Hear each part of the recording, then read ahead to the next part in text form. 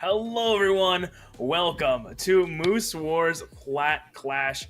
My name is Fleming MBL, and today I am joined here by SIB's own Hoppy with a very energetic dog in the background, might I add. Oh, you can see him in the back. You can see him in the. My apologies for that guy.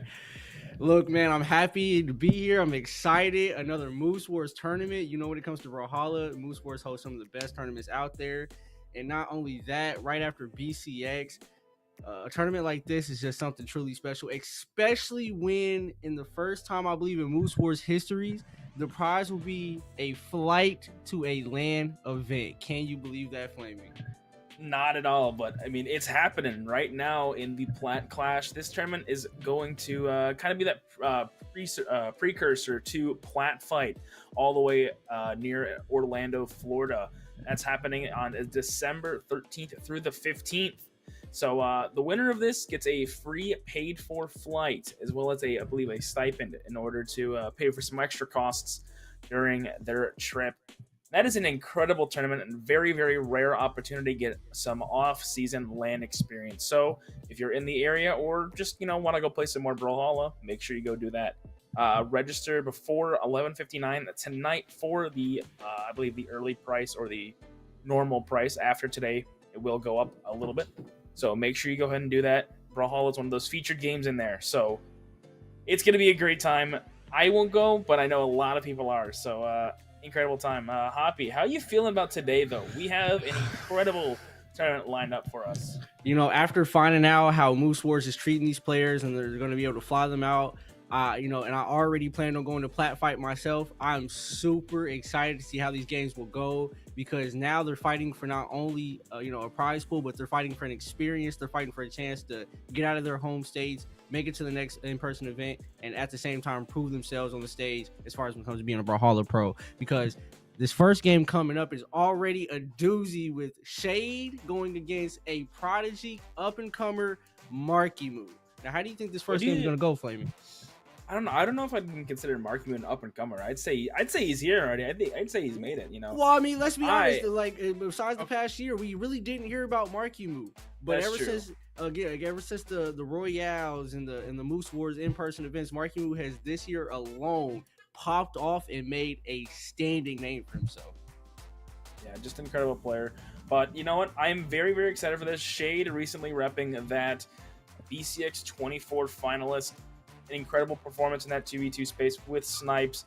Congratulations to both of them. And Marckiemoo with a third place finish, a bronze medal at the largest tournament in Brawlhalla every single year, dude. BCX is such an incredible time. But, this is not the first time these two faced off. Shade with his breakout performance in 1v1s in the trial, the trial of Lawfay. Yep. Coming in at 9th place, and Marckiemoo getting that 3rd place there. When eventually he ended up making it to 1st place in that following trial.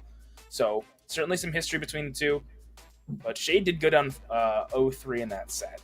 Shade did very well. He did great. I think this is the redemption for Shade, and I think our players are ready. I believe we are good to go. So I want to hear your predictions on this. What we thinking? Last Moose Wars, I had to make a prediction. I'm going to make another one. It is going to be the same prediction. I got Marckiemoo not only going to win this set, but literally might go the entire way and win that flight to Plat Fight. I have no doubt in the kid. I think he's going the distance. Okay. He's going the whole way. The whole way. Respectable, but you know what? There's certainly some heavy hitters here, and he's got to get through Shade first. Yeah, speak of heavy hitters, and Shade is definitely one of those heavy hitters. Even though it was doubles where he got BCX finalist, it's still a feat and a challenge on its own. So I have faith that Shade can definitely put up a fight and make Marckiemoo work for it. But it's just I know what Marckiemoo can do. I've seen what he's done all year, and I just don't see him giving it up now so close to being the end of the year, especially after an event like BCX where he's able to place top 3. All right, Shade, we're gonna get that gauntlet mirror match. Marckiemoo already falling off the site. But Shade kind of playing a little bit more on that back foot, neutraling those neutral lights. But Marckiemoo is starting to go off a lot. Beautiful read with the neutral air ground, but that's going to get the KO already. Marckiemoo Scythe, still hot from BCX. Yeah, you're talking about... He's an incredible player, man. Incredible player. You're talking about this mirror gauntlet, mirror match. I just don't see the gauntlets being the issue here for Shade. That he has to worry about Marckiemoo scythe. That edge control, that edge guard was so clean, so beautiful. Marckiemoo barely took any damage before making a play and making a move like that, taking Shade's first stock. Yeah, I mean, swapping off those gauntlets doesn't want to get too close on account of what can happen with these side neutral air. Going out on neutral light, and again trying to pull off the same read he did last time. Ground pound, gonna try and go off the edge. Now on the corner, Shade lifts the neutral sig. Marckiemoo with a nice recovery though, putting a lot of pressure here onto Shade. Looking for the corner guard. Doesn't get the dodge read that he wanted to. Another neutral light. He is using those so incredibly much. Going to get the scythe off of a prime recovery. Shade looking for the KO, looking possibly for some more damage, but Marckiemoo is on the hunt. He's going for style points at this point. I'm not mad at Marckiemoo at all for going for the style points, but I'd watch out. Shade seems to really be still like getting it together, getting the download of Marckiemoo, even though this is the first set. I believe that if he keeps playing like this, because I saw the way he was playing that unarmed there for a second.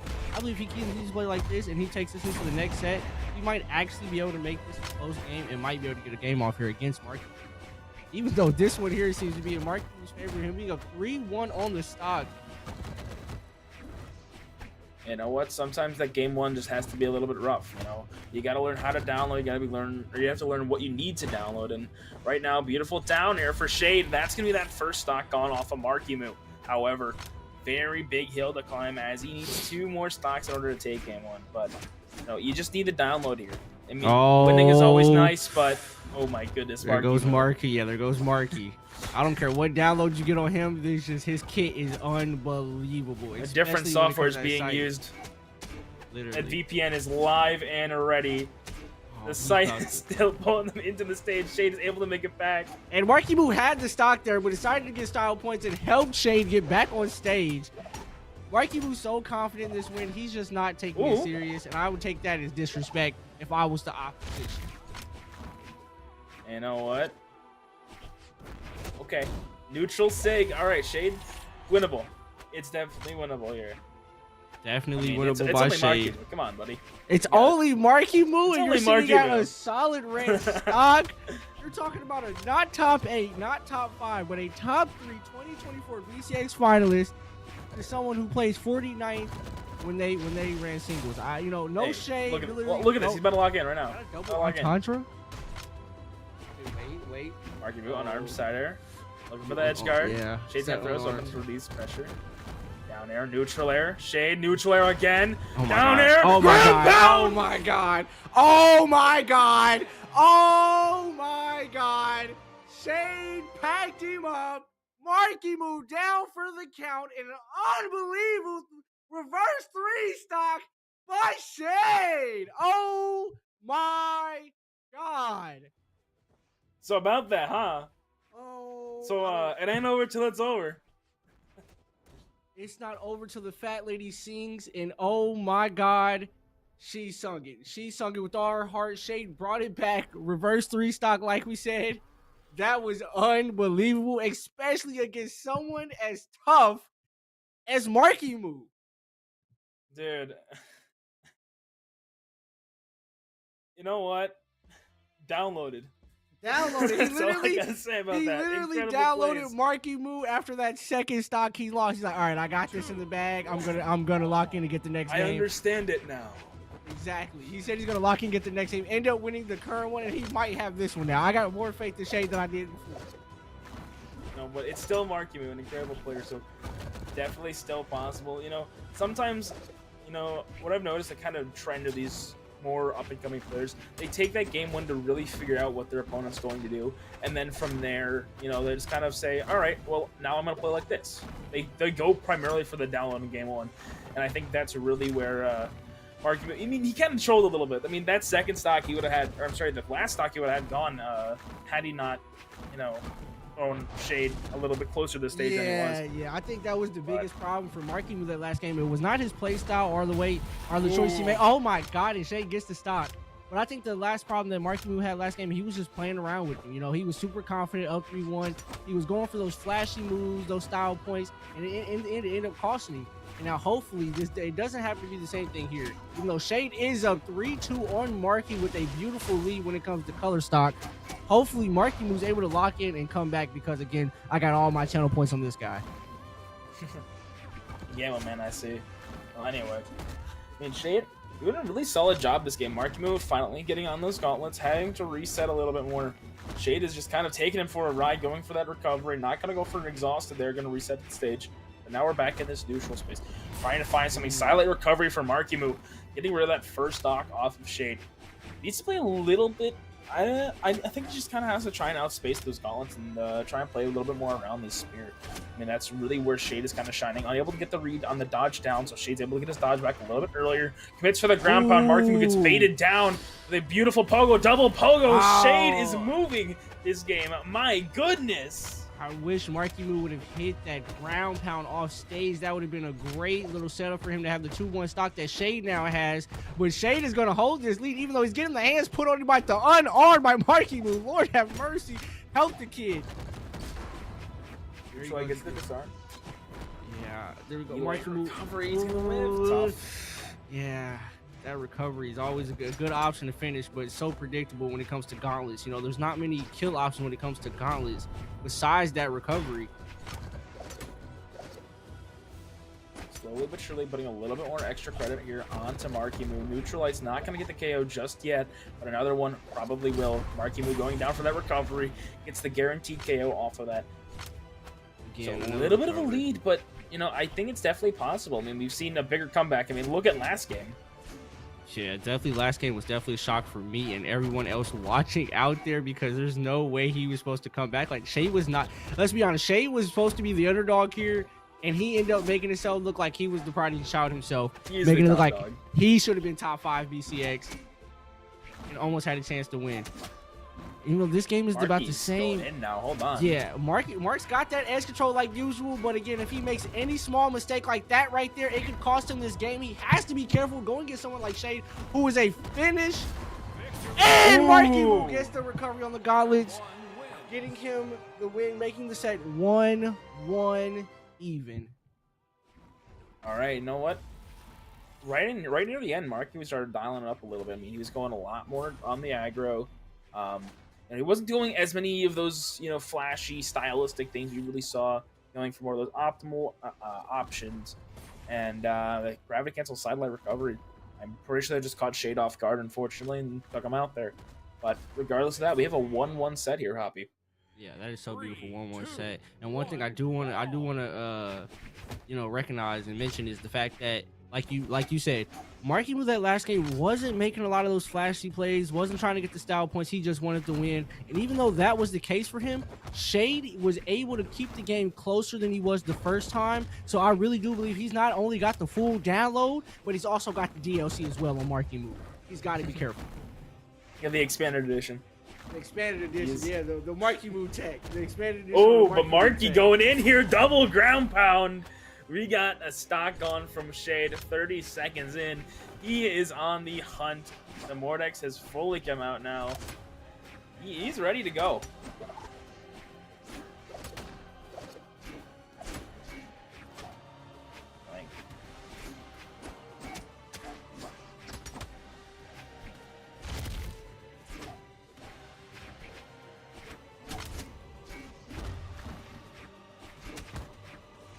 Marckiemoo putting on a lot of damage here. Taking a couple big hits there, neutral, like, and sending to the red. Trying to reset to the center. Neutral are not going to find anything off of it. Trying to get this corner. Neutral sig. Beautiful. Shade with a nice KO there. Not a whole lot. Roughly 50 damage builds onto this second stock. Marckiemoo playing around, hopping, trying to find an opening. Catches the neutralite. Now resetting once again to this corner. Another neutralite. Slowly but surely getting that chip damage in here. The gauntlet mirror match. I mean, it's so simple, but it's so entertaining at sometimes. Lifting that down air. Running out of options. Catches the neutral air. Down air. Shade is committed a little too hard there. Recovery's going to whiff for Marckiemoo. Another neutralite. Now playing on the corner. Trying to go for something. Sider connects. Looking for the edge guard. Whiffing a Sair. Neutral air for Shade. Able to relieve pressure. Gravity cancel D-light for Marky. Yeah, not finding anything there. Another neutralite. Even though I mentioned that there's a lot, the recovery on gauntlets being one of the best kill options. That if you do a D light to the Sayer on gauntlets when they're hurt enough, it's actually a beautiful kind of kill option. But again, it's a lot more reliable to go with something like the recovery. So I can see why Marckiemo's being kind of predictable when it comes to hitting off that last move, trying to finish the stock on Shade, and why Shade's able to get these kind of easy reads on Marky and able to work around it. But even though he's getting the reads, it's not helping too much because Marckiemo's still up 2-1 on stocks, and he's not even regs yet. I mean, I think Marky almost had like an incredible opportunity there. Just unfortunately sent Shade the wrong direction. Side light neutral six going to be dodged by Marckiemoo. Recovery punish the Sayer. Another recovery dodged through by Marky. D-light, side light, trying to do something off of that. Able to find it. Shade running out of options. Able to reset on the platform. Now back on the wall. Marky with a bad situation. Dash ground pound for Shade. Now we have even stocks, but damage count a little bit more in favor of Marckiemoo. I believe one good signature will take him out here. Recovery to get the disarm too. Side light putting a lot of pressure here onto Shade. Gravity cancel D-light whiff. Marky with another whiff recovery. Shade did not get the dodge down. Catching a neutral light, but a recovery from Marckiemoo will be game number 3 going his way. And we have game 4 coming up here. Can Shade force game 5? That is the story that I think everyone wants to know. I don't know that game. These recent games, it seems though it's going back and forth between Shade and Marky. And although Marky had a great start with this set, or my fault, Shade had a great start with this set, Marckiemoo was really starting to lock in here, really stay focused, get rid of all the flashy stuff, lock in on the weapon he knows he can control the game with, control the edge with, and it's making giving a hard time for Shade out there. I know Shade's out there frustrated. He's at the screen looking. He's trying to figure out what he can do. He thought he got the download. But going into this game, I know for a fact he's just probably not as confident as he was as those earlier games against Marckiemoo. You know what? This character swap might help a little bit more. Going to get rid of the spear and opt in for the sword. Arguably the better weapon, if I do say so. But now the scythe coming in for Marckiemoo, ruining all the options for Shade. Able to make it back, catches a downer off the recovery. Now on the corner guard once again. Marckiemoo with a nice wake up downer. Ground pound's going to go out. Not going to find a Shade with a whiff downer. Bad situation here. Marckiemoo almost overcommits there with an unarmed ground pound. But both players able to make it back relatively healthy. Yeah, one thing I noticed here is that Shade is stuck to those gauntlets. You know, he switched up the legend, but he is stuck to that same weapon. So I'm starting to think that's his comfort weapon. That's what he's good with, and I'm hoping he pulls it out more against Marckiemoo, who's so good with the gauntlets. Even though it seems to be he's relying on the sword right now, and it's not working out too well for him. Even though the stocks are near, it seems to be that Marckiemoo's still in control of this game a bit. Even now, unarmed, Marckiemoo still seems to have control on stage. Holding Shade off to the right side. Shade trying to get the finish here on that stock. But Marckiemoo is just making it way too hard with these finesse moves. And he finally gets the stock, giving Marky the lead in this last game here. You know, Shade really started this game a little bit rough and was the first person to go into that red. But, you know, able to even it up. It's looking pretty good. Just needs a quick KO, and it's pretty much even here. Whiffing another downer. Almost overcommitted there. Just cannot find a KO option. Marckiemoo starting to go in with a scythe, but finally stopped in the tracks.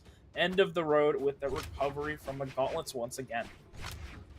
Beautiful set there by Marky with those scythe moves. Even though he has to move the gauntlets now, which is okay. You know, he's still going to be able to hold it down and get the win here, I believe. Even now, look how well he's controlling the stage and controlling Shade. Shade only retaliating, really not being able to apply any pressure to Marky. Even now, it seems that Marky this entire game is just Oh no! God, great finish by Marckiemoo with again another sidelight recovery. And that has been used so much.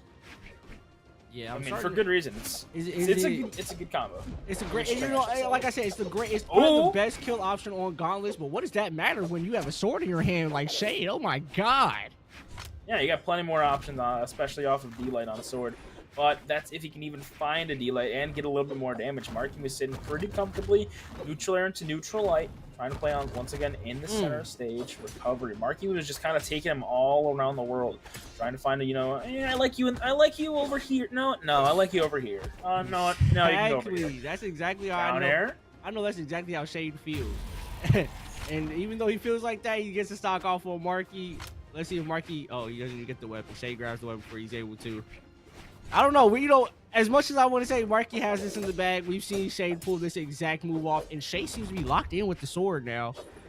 Yeah, unfortunately, Marckiemoo with a Oh. beautiful neutral. Shade did get the touch though, Oh, but Marckiemoo says 2 no, nairs in a and that row.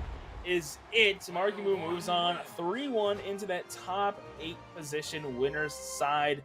Shade will have to go down and fight, I believe, Balloon. Maybe Ooh, that sounds look, right. all I'm saying is Yes. I better get my channel points because I knew Marky had it in the bag. I did not lose faith after that first game, but I did lose faith after that first game. But Marckiemoo still pulled it out the bag, so I don't even care. All right. Well, you know what? Even after that exhilarating match, we still have plenty more to get into. That was our first set on stream, Hoppy. That was the first one. Yeah, it's all We have. Go ahead. We just have such a star-studded lineup right now, and I'm just so incredibly excited to get into it. Exactly, and this is like right after BCX. These dudes are not washed at all. All these guys are probably in their peak right now. This is literally peak season for them. So having a tournament like this right before a Plat fight, especially when your flight is on the line, your parents don't want to pay that money, you don't want to pay that money, but you're going to show up. Moose Wars tournament is the way to go. Get you a first place, get you a fight in Florida in order to participate in a land like Plat fight against some of these more well-known demons. Marckiemoo, Guichabou, Ooh, okay. Sandstorm Boo. You get what I did there? You get what Yeah, I did there? yeah, that was Okay. that was wrong, but yeah. I tried my best. No, it's all right. I respect it. But anyway, speaking of Guichabou, he's up next, going up against Glue. You should have used Glue there. Oh! But we have a little bit of disparity between medals and a couple other things. But regardless, Glue, I believe, also made it to top 32 in doubles at BCX this year. I have to fact check myself. 17th. Played with, I believe, Sprite. So incredible player. Congratulations to him. But Guichabou, on the other hand, made it, I believe, into top 32 on 2v2 or 1v1s. Yeah, so 25th in one. So incredible players. Wow, both winner finalists. Guichabou placed 25th for one? Yes. That's actually pretty surprising. I'm not gonna lie. Guichabou gives me those same Marckiemoo vibes. Even though Guichabou's been in the scene a lot longer than Marckiemoo, I believe he's had a more known name over time.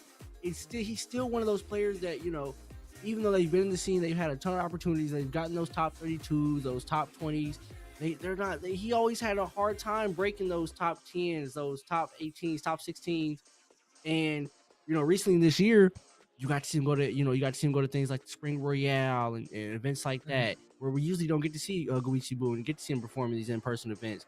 But again, this year, when it comes to players like Marckiemoo and Guichabou, you're seeing a lot new things, a lot better community, and a lot better play style from these players, and it's really showing with the way they're performing. And so, even though Guichabou is one of those more well-known players, there's still no telling how he will perform. But I have faith that he's going to take Glue down, no chance. Well, I mean, that is if he shows up. We're still waiting on him to join the lobby. So, yeah, I think Guichabou may have this one in the bag. I'm not discrediting Glue in any way, shape, or form, but I just feel like Guichabou has, that experience that you talked about. Kind of been here for a while. I know Glue's been around for a long time. I believe repping Lacuna. Those that are familiar with the clan would understand. Oh, he's not in Lacuna anymore. He was part of Lacuna a long time ago. Lacuna's a clan? Lacuna was a clan. I don't remember who owned it, but it was a long time ago. So yeah, he's repping Flow State now. I've heard of Flow State, and I've heard of Perseus. And we literally just had a Perseus member leave off the table, and now we have another one stepping up. I'm scared of those guys. I'm scared of those guys for real. Like, oh man, sometimes the clans they're just fun. All right, that's just fun. I'm gonna join a new clan pretty soon. It's gonna be pretty cool. Definitely should, especially with the update coming to Brawlhalla, the guild. Oh yeah, the guild update. Exactly, bro. Listen, if you guys haven't, since we got some time here, if you guys don't know, Brawlhalla's coming with a great update, guys, to the clan system. You should look into it, look it up, figure it out, get yourself into a clan/guild is what they're called now. Because the way Brawlhalla's moving, the way the state's going with these, not only the players, the community, but the developers themselves, we're going in a great direction, guys, and I really think you guys should be a part of this. Yeah, I mean, console cleanse technically, so that's gonna be very, very, that's gonna be very cool. It's so nice, you know. Like, I think having clans, I thought that was really cool, but I think guilds is so much cooler. Yeah, so I'm really excited for that to come out, and I think. I'm trying to think. Maybe does it? You know if that includes like the team thing? Because like the team pancake waffle that thing. You know if that happens with this? The team thing. I'm actually. Oh, you're talking about the factions. So you have guild factions, and factions. Yeah. No, I'm not sure how if those will correlate with the guilds, but I do know you get to pick a faction. It's basically like how 2K used to be. If anybody's played 2K before, you pick a faction. Everybody in that faction has certain challenges or events and points they got to rack up. And at the end of each season, the factions get rewards based on how their faction perform. So I'm not sure how it'll work in Brawlhalla or if it'll be incorporated with the guilds. But let's go ahead and put that to the side burner. Put that back. Talk about that later. We're about to have We're about to have our second game come up. Glue versus Guichabou. Flow State versus Perseus. Let's see how this will go. You know, I'm oh my god, dude. Okay. I don't know if you saw that in chat, Hoppy, but what? No, I don't. So essentially, yeah. Oh man. Yeah. So Guichabou, instead of changing his name on for Steam, he has instead changed his name on StartGG, so they match. But that being said, here we go. We got Big Booty Brandon versus Triple B Perseus. Triple B Perseus. Big Booty Brandon Perseus on the stage. Here we go. Guichabou on the Loki, Blue on the Orion. I am certainly very excited. Guichabou's actually been playing a lot of Asuri recently, so this Loki pick's a little questionable to say the least. Catching a nice dodge in though. Oh, Guichabou, the Qatar's already going off, trying to commit for that ground pound, but Blue is already too far gone. And Guichabou gets that first stock here, or should I say, Triple B. Triple B. You know, it's so funny. Everyone was talking about, or I heard somebody in production talking about how this might be a slow game because of, the play styles. But it seems like Guichabou is locked in early here, completely put these Qatars down on the ground and made Glue earn it because he's already gotten the stock off in less than, a minute into the match. This is outrageous. So even though he's got a crazy name at the moment, Triple B is absolutely giving us a show. Downsig's gonna whip for the gravity cancel side stick for Guichabou. That's gonna be 2 stocks gone. He's taking like maybe 50 damage. Glue. I don't know. Maybe it's got to be the change name. It's got to be the name change. I don't know because this isn't the same Guichabou I've ever seen. Oh, the aura. Yep, the crowd's got him going. Oh, beautiful reversal here. Opportunity. Glue unable to get any follow up off the neutral stick. Side air does not get the bounce that he wanted. But playing a little bit more. Guichabou throws away the sight. Back on the Qatars now. Down stick goes out for Glue. Looking for the KO off the top. Lucha's going to reset the stage. Get all his options back. Yeah, I'm not going to be honest here. I'm not even predicting. I'm not even trying to think about who's going to win. I just want to see if Guichabou can get this win with 3 stocks to his name still.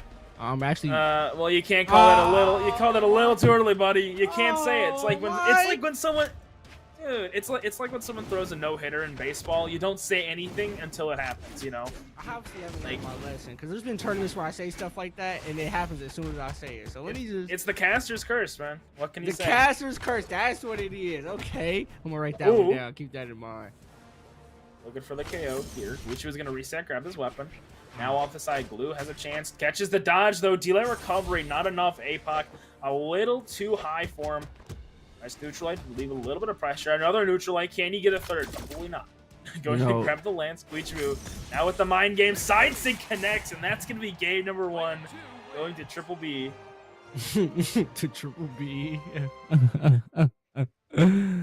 Oh my god. I really hope he switches to Limit Fate. I kept sitting there watching him pull out the Qatars, and I was hoping he switched to cannon. Knowing he didn't have a cannon, he had a scythe. So I'm really hoping he pulls out that. He's not gonna pull out the Linfei. He doesn't get the 3 stock at this point. I'm just gonna stop talking. Go ahead, Flame. Get it started in this next game. Hey, you know what? It's okay. We're here to talk. That's the entire thing. But anyway, here we go. Guichabou sticking on the Loki and Glue staying with the Orion, and that makes sense. You know, I think last game Guichabou kind of showed up a little bit more than Glue was expecting. I think he had a really early stock originally. Guichabou, oh no. Woo! Okay. Big opportunity there. Not going to be able to find it just yet. The 2 stuffs out just weren't enough. Glue able to reset, picking up this land, sidelight downer.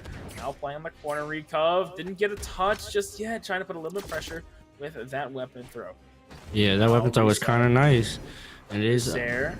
You know, even though it's a reset, I feel like Guichabou, or my fault, y'all. Triple B is in the same position as Marckiemoo when it came to just having that full stage my control. goodness! Hasn't switched off the guitars, full stage control, sends him off the screen, baby.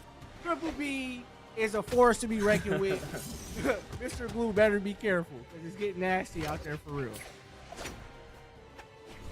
And I mean, it's not looking super great, though it is definitely possible. I feel like Spear has definitely an easier time beating guitars than other weapons. Catching with that neutral, trying to play a little bit more cautious around these guitars. Side signature beat up by side air. Glue, unlucky weapon spawn. Guichabou able to get it back. Now on the scythe. Yeah, the scythe is a problem, but I remember when I first started playing Brawlhalla, there were only 2 weapons that made me literally like quit, uninstall the game. I'm never touching this game again. Ooh. One was lands, that beautiful sig, and the other was guitars.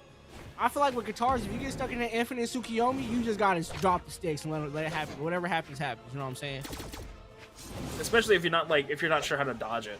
Exactly. I mean, it just kind of happens, unfortunately. That's just it does, and I'm so sorry for new players that have to deal with that or deal with guys like Guichabou, because they have that. They got it on lock. That if you get caught, you're caught. Oh my goodness! Yeah, that sig was crazy. I'm not gonna lie. Lots of damage built onto Glue. Neutral, try to catch the dodge in. Unable to find it just yet. Glue. Nice neutral, trying to put some more damage to your weapon throw. Side signature, barely gonna whiff. Catches the dodge in this time. Gravity cancel. D-light recovery. Guichabou priming those guitars, and he is still rolling, slicing and dicing twice as fast. Somebody get that man a manual, because Glue has no idea how to keep up with the pace of Guichabou with these guitars, and it doesn't seem like Guichabou plans on slowing down anytime soon. He's probably going to make this a 3-0 series, moving on to the winner's bracket, while Glue gets sent to the loser's bracket. Well, this is still only game 2, so I mean, really anything can still happen. But I mean, right now, Guichabou is absolutely rolling. He is. Nice neutral light, but some more damage. Now that scythe is what I really want to see a piece of, because we've got a piece of that guitar. We've got to see what he can do with that guitar. But I want to see if he can give me a little razzle dazzle with this scythe there. Oh, he tried. Thank you. He tried. For the sauce, man. He tried to add a little sauce to it. Oh man, I love it. Glue is trying to put some more pressure on the Guichabou, get a little bit more damage. Overcommitted a little too hard there, whiffing on the down air. Probably a misinput. Glue with the opportunity here, unable to capitalize off all of the options being spent. Another recovery by Guichabou, looking for the KO. Reverse side sig. Beautiful opportunity there, or a beautiful option, I should say. Guichabou still looking for this KO. Guitar's kind of in a rough spot for KO confirms. But even then, I mean, Guichabou is so incredible at the side airs, at the recoveries. But Glue now on the lance, now on the offensive. Guichabou, though, coming out here with another recovery KO. I'm telling you, man, Guichabou sitting here triple beat up for a reason, man, because he's obviously got it on him today, and he's got no worries. Now, he might have to worry a little bit later when you start seeing those demons Marckiemoo come back up. But as of right now, it seems like Guichabou, this is a warm-up game for him. He knows he's going to make it past this set, and he knows he's going to move on. So hopefully this doesn't discourage Glue. Glue hopefully is able to come back and show us why he even made it this far in the first place, why he's a BCX finalist.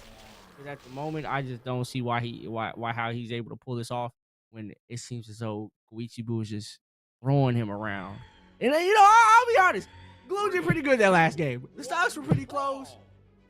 It's just those guitars got me nervous for the guy. It's hard to have faith when you're going against guitars. And like, it's not like Guichabou's guitars are like all right. I had to fight Guichabou at BCX this year, and oh my God, yeah, how did that go? Yeah, so the guitars were a little bit of a problem. I gotta be honest. Like like maybe sometime you'll see like Guichabou's guitars like those aren't like that good. I think my friend is better.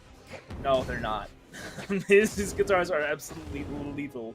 Coming from like I don't know. I'm at least diamond. I'll say that. How about that? Yeah, and But I mean, crazy, this guy like, guitars are crazy. But glue guitars are though, hold definitely on. crazy. Hold on, look at this. It's a Ryan pick. Hold on. He's committing to it, and I respect it. Gotta go for that neutral sig. Guichabou trying to play a little bit more of those mind games. Another neutral sig going out. Going to be disarmed. Glue with an opportunity down sig. Even damage. Even stocks. Looking for something. Side sig. Woo! Yeah, I'm not gonna lie. I haven't seen either of these players switch up their legend pick yet. He touched! And I'm not mad. Yeah, that was crazy. That comeback was actually crazy. If I was Guichabou, I'm sending in a report right now to BNG on how that was fluky, because that was absolutely crazy. But I don't think that's really gonna affect Glue much here. It might give Guichabou a great start here on the second stop against Glue. He has great edge control at the moment. I'm surprised he didn't throw him back, but he dragged him to the other side of the stage after controlling one side. Guichabou's actually turning up here. Oh, and as soon as I said that, he gets sent off the map. Again, I'm just done yapping. I'm sorry. But Glue's definitely in a little bit better of a position than he has been. However, as I say, that side sig gets ripped on him. Running out of options, able to touch. Guichabou trying to commit for a down light. Now Glue with a huge opportunity here. Weapon throw not gonna get the, not gonna connect it. That would have been such a huge turnaround, and that could have been the lead. But unfortunately, just a little bit too late. Guichabou another KO. Not looking super great here. He needs to get this stock. He needs to get this stock on so we can try and force a game forward. But Glue, I mean, he's looking a little trapped here. I mean, it's such a high-paced or a high-speed environment that he has to try and combat. Yeah, that's why I was even though there's a chance, we saw Shade pull some crazy stuff out of his bag. Glue might have some stuff in his bag we haven't seen yet, but just how close this game is being over and the lead that Guichabou already has on the series. I want to just say it is what it is at this point. Guichabou big. I'm so sorry. I gotta get it right, y'all. Triple B, Big Booty Brandon is gonna take this. Is gonna take this. Oh, 42. My fault. Is obviously gonna take this set. Move on to the winners bracket, and then we're gonna see what Glue can do against guys like Shade. Hey, okay, question: if Shade and Glue were having to, bump into each other, oh my god! Oh wait, no, the self-sabotage. If he would have been able to finish that, that would have been nice. I ain't gonna lie. There we go. Okay. Blue's still technically in this game. It's not over until it's over. There is a world where this works. There is a world where Glue ends up winning this game. But can he do it? Silet's going to throw him off stage. Guichabou exhausted recovery is going out. Not going to commit for a punish there. Side sig will be that final nail. And Guichabou is going to be moving on to the next round. Yeah, that was so crazy. I'm looking at these stats, and although it seemed like a close game when it comes to the stocks, Guichabou did 635 damage, and I'm pretty sure like 85% of that was guitars, against Glue's 422 damage. Almost it is a 200 plus damage deficit. Like, these games seem close, but you can understand that man Guichabou, Triple B, Big Booty is the Brandons had complete control of that game the entire time. You know what? Sometimes it's just tough. It happens like that. But you know what? You just gotta live with it sometimes. But good job to both players there. We have our next set coming up here. We have Meow versus Monihalla. This point, can we just make a safe assumption that if Perseus is up on the stage, Perseus is going to win? Let's be honest. Marckiemoo took it. Big Booty Brandon took it, and now we have Monihalla, a great sword demon that you have to watch out for. Listen. Okay, what? Normally I would agree with that. I don't think there's nothing you can tell me that'll change my mind about Perseus. Okay, let me tell you this though. Meow made it in here by not only beating Snipes, but also beating Balloon Boy. Oh! So Balloon Boy, that's the other Triple B. That's the other Triple B. before you go ahead and say, oh yeah, Percy's gonna take it, Meow, on the other hand, has been playing out of their mind today. So, I mean, I gotta root for the underdog. Like, normally, I'm a big Monihalla fan. That's my boy right there. But, you know, Meow is kind of starting to steamroll a little bit. Yeah, you know, it's crazy. As much as I hate to agree, you're completely right. And the craziest thing is, Meow is an org and Perseus is a clan. As much as Perseus gets love and they have some of the greatest players, they're only a clan compared to organizations like Meow, who, you know, just really, really have some great names out there, have had players like Monihalla on their roster. Yeah, exactly. Balloon Boy, Monihalla have great. Guichabou. Yep, Guichabou at one point was also Actually, Meow. wait. I'm realizing now, Marckiemoo. Wait. So you're telling Guichabou, me they're all in the same clan? No. Bunny are all in Meow. No, that can't be real. Okay. No, well, guys. Someone get Meow and Meow. I know, you gotta watch out for it. Let me so wait, it's basically just Meow running this entire tournament. Possibly, could be. I mean, we got to see how Meow does it. Well, technically, it would be if Meow wins, then Meow. Anyway. Okay, guys, let's go. I gotta take Marckiemoo off my chances of being first place because I just can't have Meow running the whole tournament. So I need somebody to take out these Meow folks. Okay. I mean, you know what? Happy for you. Don't know if that's gonna happen. But anyway, what is happening? Meow versus Monihalla. Monihalla repping that signature Mugi pick that he's been working with so incredibly much. So proud of the kid. The prodigy is still going, and he's still improving. Throwing away the X instantaneously. Here we go. Gainer 1, Small World's End. You know what's crazy? Mugi's one of those newer legends that have come to Brawlhalla, and as much as I hated Greysword not too long ago because of how cheesy I thought it was, the weapon does take skills. And Mugi has to be probably the funnest legend Brawlhalla has brought to the game in such a long time. Like, his Sig kit, his weapon choice, his stats are just so fun, bro. And when you see players like Monihalla pick up a legend like this, you know it's going to be a spectacle and you know it's going to be fun to watch. And even though he's sitting at red, 3 stock or orange, he's still playing that edge game like he's in control of this set. Nice delights there. So what's great about Monihalla, the way he plays Greysword, he tries to force his opponent into the pocket, trying to get something going there. Down air, neutral air, not enough to KO just yet on this map, but another neutral air or recovery is probably gonna be it. Lifting on that down 6, side light bridge into neutral finisher from Monihalla. That's gonna be the first stock gone off of Meow, but now going to be on the bow. Down Sig gets ripped by Monihalla. Oh no, actually not gonna be on the bow. Only gonna prime the spear. So okay. I'm actually not mad at that. When I'm playing Brawlhalla and I get a little bit scared, nervous, or I feel like I'm losing the fight, if the spear is in my weapon choices, then spear is the weapon I'm going to. It's super reliable, gives you nice range, and there's also a few nice neutral moves that you can do without setting yourself up to get punished. So I'm pretty sure that's what Monihalla's opponent is doing at the moment right now, is trying to avoid getting punished by those. Because again, Mugi has some of the craziest stats offensively and defensively. So you have to be careful on which moves you let go. Oh my like goodness. Those right there. Jesus Christ. Yeah, you really have to look out for those signatures, especially that side sig. Such a huge hitbox and very, very little startup and end lag. So, I mean, beautiful dodge there. Finally getting something going here. But needs to build a lot more damage. Neutral finisher's gonna whiff. But once again, playing in this pocket. But Meow catches the dodge in. Side light to D-light there. Side air from Monihalla. Able to make it back. Now try to weapon throw to relieve some pressure. Ground pound commit for Meow. Gets the dodge in read. Monihalla weapon throw. Side air over commits a little bit. Able to make it back with recovery.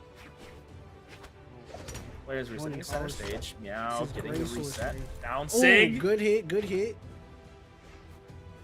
You know, Kaya is definitely one of those legends that I feel like just don't get enough love at all. She's almost like a Wushang, basically.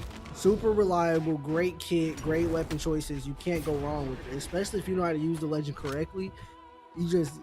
Again, great pick. Those Sigs are outstanding. But when you have newer legends like Imugi with Sigs that don't even seem like they're from this game, Loki, Teska, Imugi, it becomes a challenge trying to pick those reliable picks like Kaya. But again, if you're used to it and you know how to play that legend, I'd stick to it. But Monihalla with this great sword and those strings. Jesus. Oh my Beautiful God. gravity canceled D-Light. Those instant finishers are absolutely crazy. They're so underutilized as well. One of those things I feel like a couple great sword players really just don't utilize, and yeah, it's unfortunate to say the least. But anyway, we have Monihalla restarting Brawl, so yeah, I think this is certainly a set. Meow did a lot better than I thought they would, though.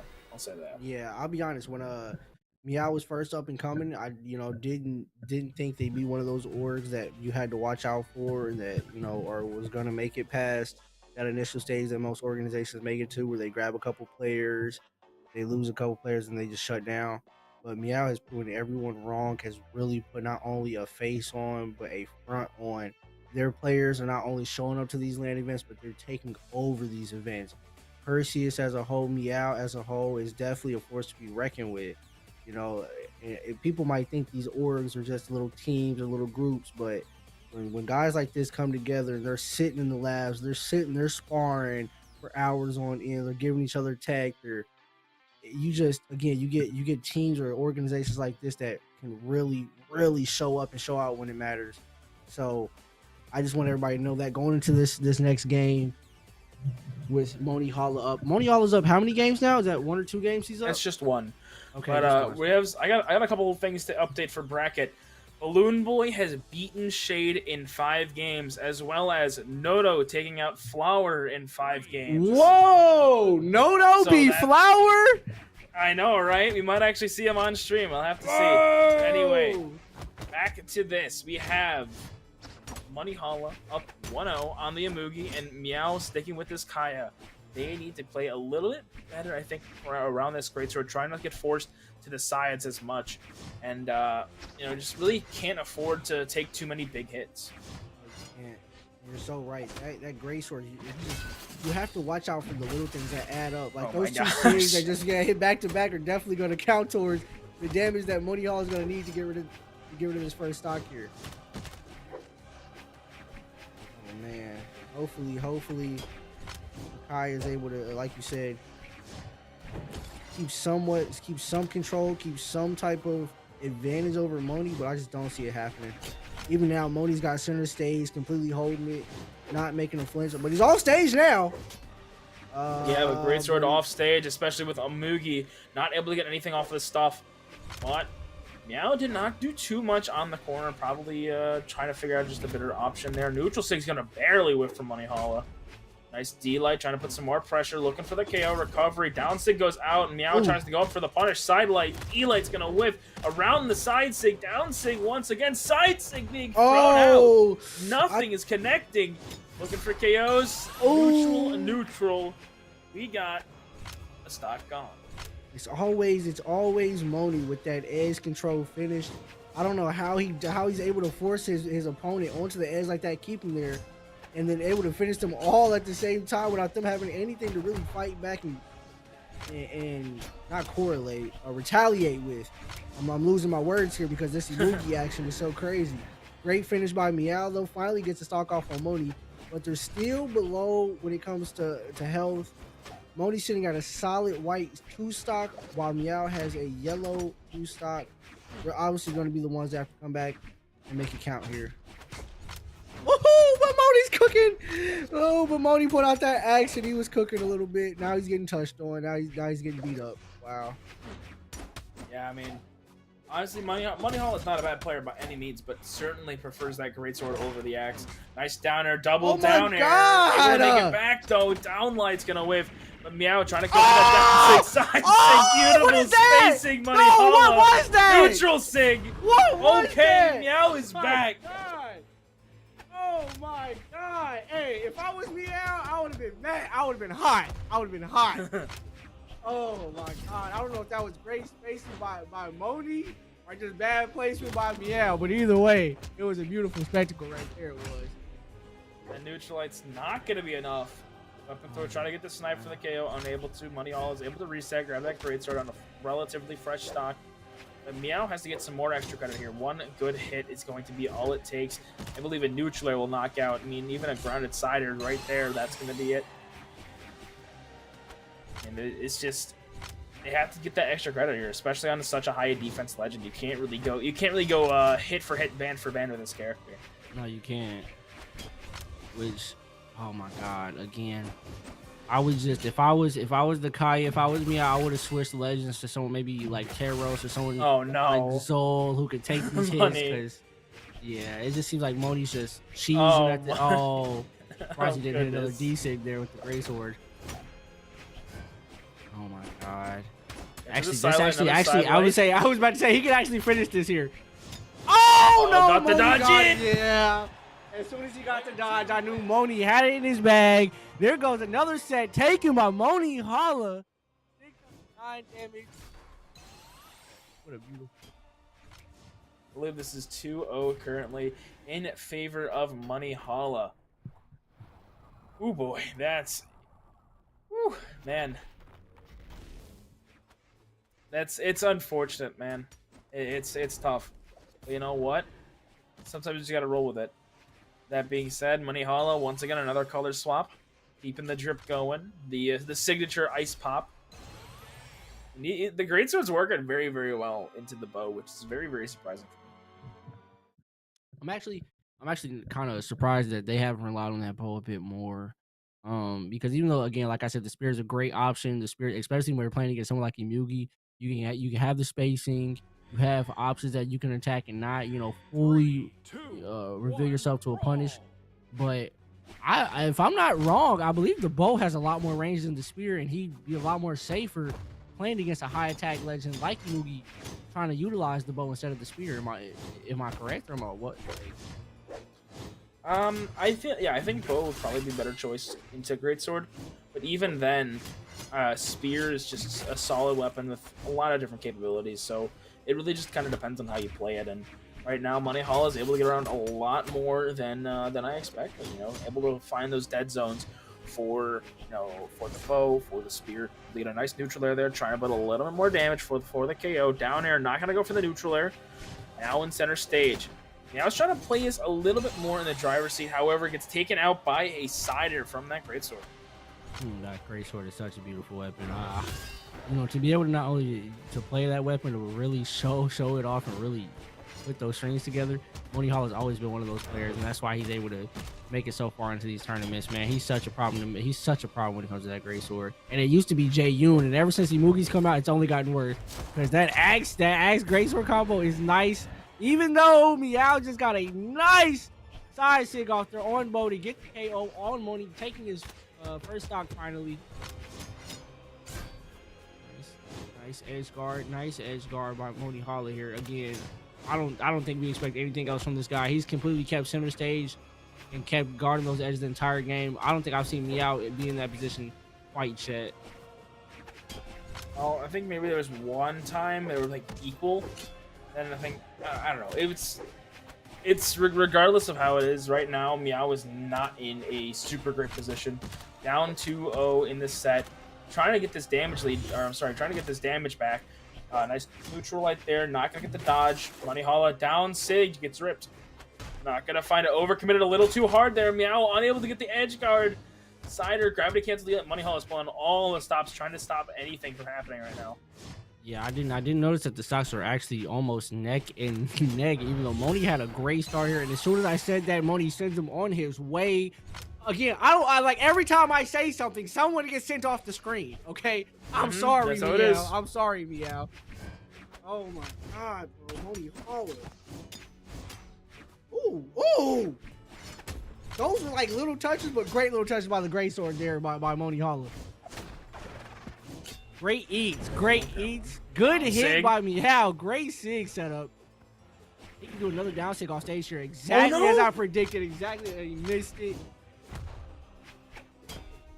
Monihalla opting for the axe now. Down sig gets out. Not going to find a neutral as whiff. Neutral light's going to whiff.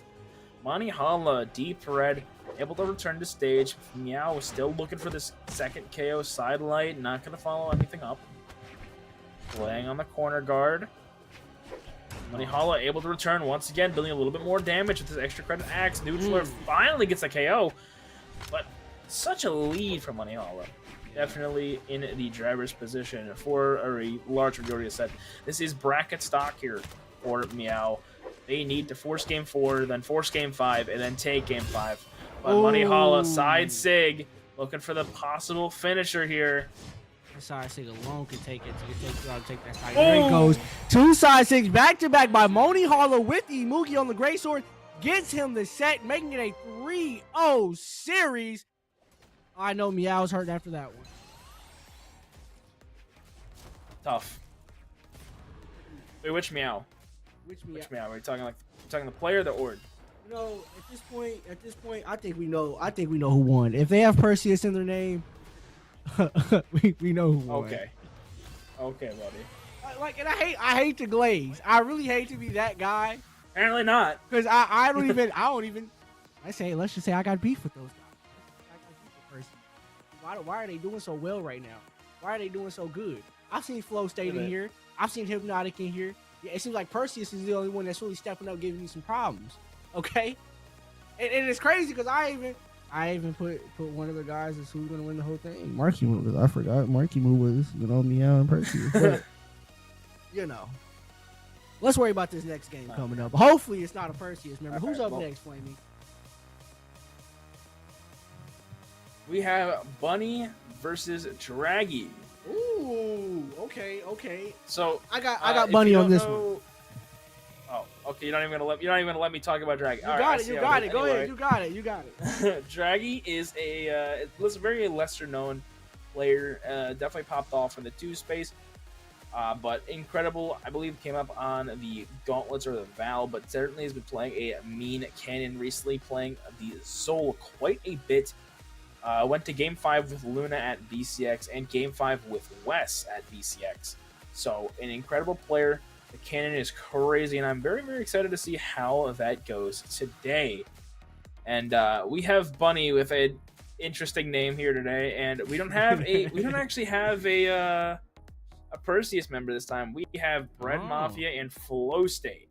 Okay, this is actually going to be interesting. Actually, kind of spicy, especially with Draggy taking West to the Game 5. I didn't even know he was like West, Vim Tequila. Oh yeah, he's like that. Yeah, those guys are something to be worried about. So the fact that you're able to not only get a game off of them, but take them to a Game 5 is absolutely actually astonishing to me. So, as much as I know Bunny personally, I've got to stay with Bunny at an event, at a land event. Got to play with him. Got to really interact with him. Sorry if I'm misgendering or mispronouncing anything. I'm not 100% sure. Don't want to disrespect anyone, but again, I've got to see them in person. Got to hang out with them. I know how they are as a player. I know they can, when they're locked in, focused, no distractions. Even with the few distractions, they're a top tier player to worry about. So again, even though Draggy is able to take these bigger players to Game 5, my money's still on Bunny. No, I can respect that. I mean, she's been playing very, very well. I believe BCX, BCX 17th in ones. An incredible performance going out from them. And Draggy with a 65th after, like I said, taking quite a few Game 5s. So 3-1, there was a Game 5, then Game 5, then Game 5, then 3-1, then Game 5. So a very, very long bracket run for them. But, here, I'm excited to see, what we're going to do. We're going to get that Axe Mirror match already. We have the Zol and the Rayman already locked in at this moment in time. But, Bunny's really, just an incredible player. I don't think we've seen, anything bad come out from them. We've seen a couple lower, I say lower, but we haven't seen any podiums just yet. We've seen another fourth, the 17th, 9th. Let's see. 4th, 5th, 7th. We've seen all in that top spot, but never in a podium position. Yeah, I think that's something they're gonna try and fiend for in this next esports year. Yeah, again, I didn't even know about Dragon. It's probably because they haven't made podium yet.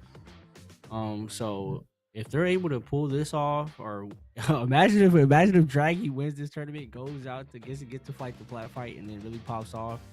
But again, like you said, next year might be his year. He might pop off. You have names like Marckiemoo who have done things like this, who have come out of the woodworks, completely surprised everyone. And then as soon as they get a piece of traction or a little bit of traction, they just take off. So Draggy could be one of those people, and this could be a moment for him to prove that. So we got Draggy versus Bunny. And again, even though I got good money on Bunny, real good money, real good channel points on Bunny, there's always a chance that Draggy could really pop off here and make a name for himself. Mm-hmm. So, as that's being said, I have some news. Noto has beaten Glue, and they are now in top 8. Wait, Noto's top 8?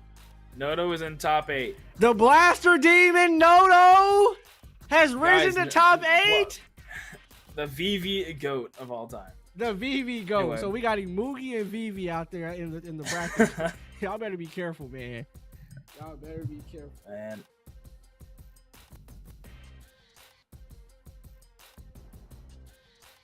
That's so crazy.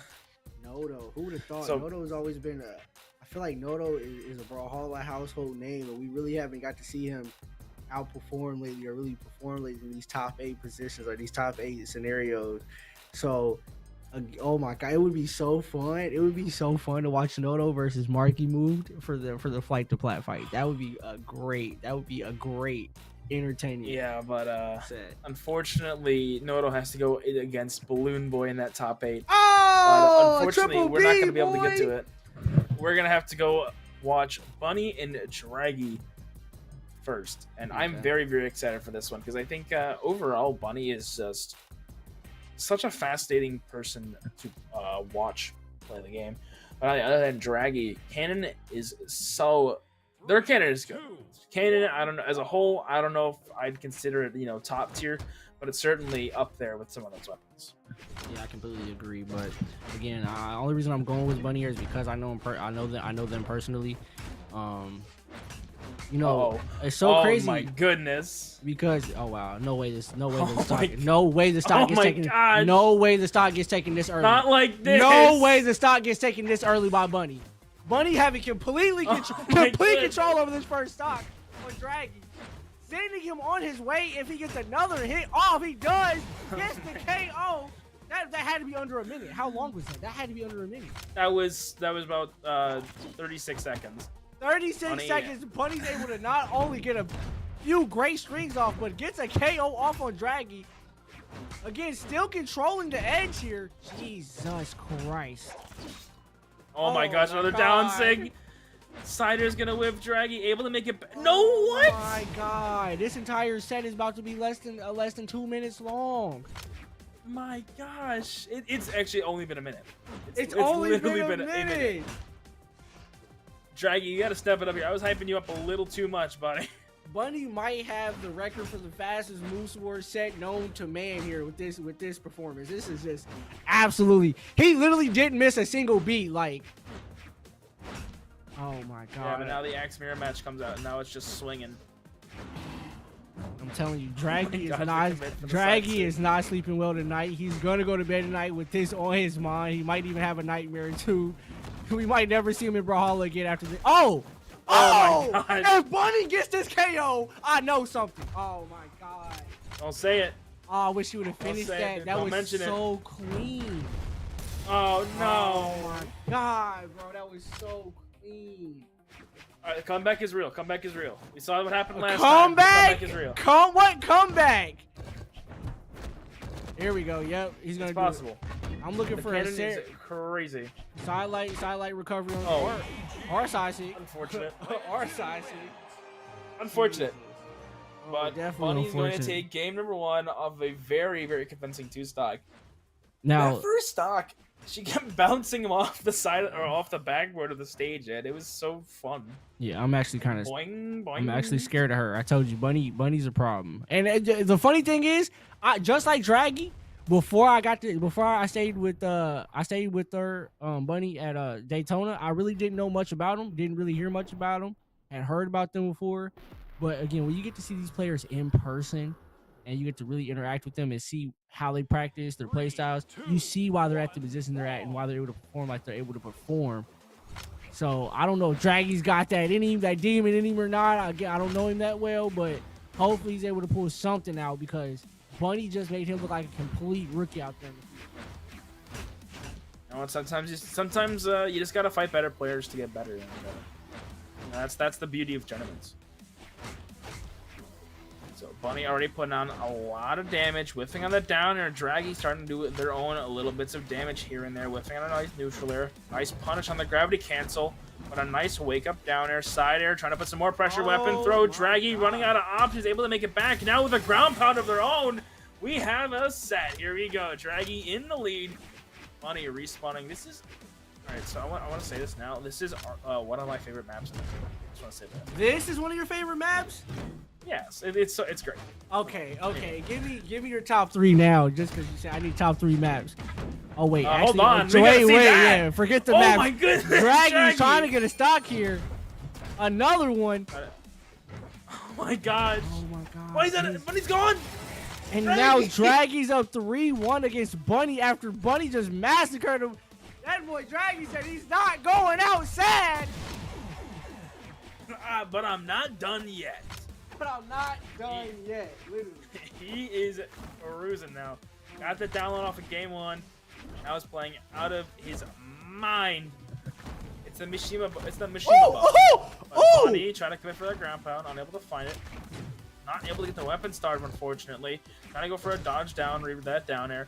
Draggy resetting the center stage, trying to play into these gauntlets with the cannon. Just hopping all around, trying to find a good opening. Neutral is going to whiff. Neutral light punish, trying to find something to go in there. Just unable to. Ground pound to get back.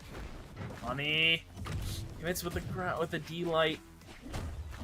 You know, I'm actually loving this set right now. Even though I feel like Bunny is just in a deficit, there's still a piece of me that knows she's going to come back. Like, look at that beautiful ground pound, edge control. And now all she has to do is keep the weapon out of Draggy's hand while getting a few little taps in on him. Like that there. Grabs the gauntlets. Against an axe. I don't know how this is going to go for Bunny, but I'm actually not too worried. We'll have to see. Draggy did have a huge lead, and Bunny has been having so much momentum right now in this game. Catching a soft side light there. Unable to do too much with it. Side light's going to whiff there for Draggy. Resetting to the ground. Yeah, and it's crazy. Oh, does get the punish and the dodge, though. Neutral stick going to go out. Not quick enough. I can't talk all this love for Bunny, and then she loses to Draggy. Like, not like this. Come on. Okay. You know, Draggy has some nice moves. Draggy's got some nice moves so far. This has been a great... Oh, no! How'd you miss that? Oh my goodness. Draggy's least biased caster. Oh my god. Oh! Down sig, Draggy. No! Okay. No! No! Are you rooting for anyone in particular? Can't tell. It's crazy. It's crazy. Chat knows who I'm rooting for. They know I'm out there for Bunny. But Bunny just embarrassed me. Now I look like a top tier glaze with no true purpose. Because Draggy took that one in a beautiful finish. Man, all right. You have a 1-1 game count here. Man, that is... I mean, what an amazing comeback by Bunny there. Almost taking the game off of... I mean, after being down 3-1 in stock. So, creatable chance here. Neutral air catches, whiffing the ground pound. Able to make it back, though. Funny 45 helping out Draggy, though. Able to get the weapon, not gonna be able to get a little more damage. They really need some going in right now.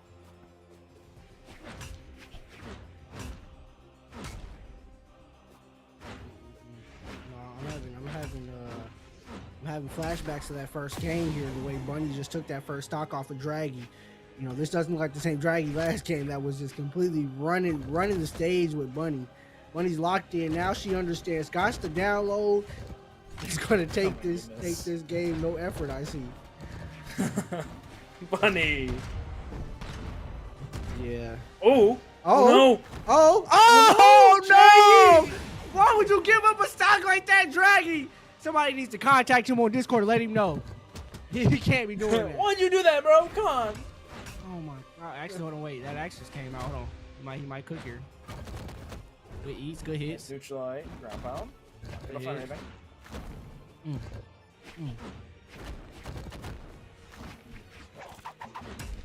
Side air to punish the gravity cancel. Not gonna get the KO just yet. Bunny able to make it back to stage, really using the weapon throw for relief. Draggy hopping around, still trying to find an option. Weapon throw's not going to connect there. Now in a disadvantaged state, able to make it back. Side sig connects. Another edge guard here for Bunny. Down sig's going to go out, but Sider's going to beat it out. It is still a very, very high lead for Bunny. Can they keep it up? No, they cannot. That stock is gone. Down air finally finds that first KO, but Draggy... Whoa, whoa, whoa, Bunny, Bunny, lock in, Bunny. Lock in, Bunny. Can't go out like that. You're playing the sets, though. Can't go out like that. You say still. Hey, all I know is if Bunny sat still, Draggy got off that free hit. Oh, let's go. What a call out. What a call out, baby. Red Mafia 5,000 on him. Red Mafia 5,000. See what the girl star out here making Draggy look like a rookie. Wait. That's not over. That's not over, is it?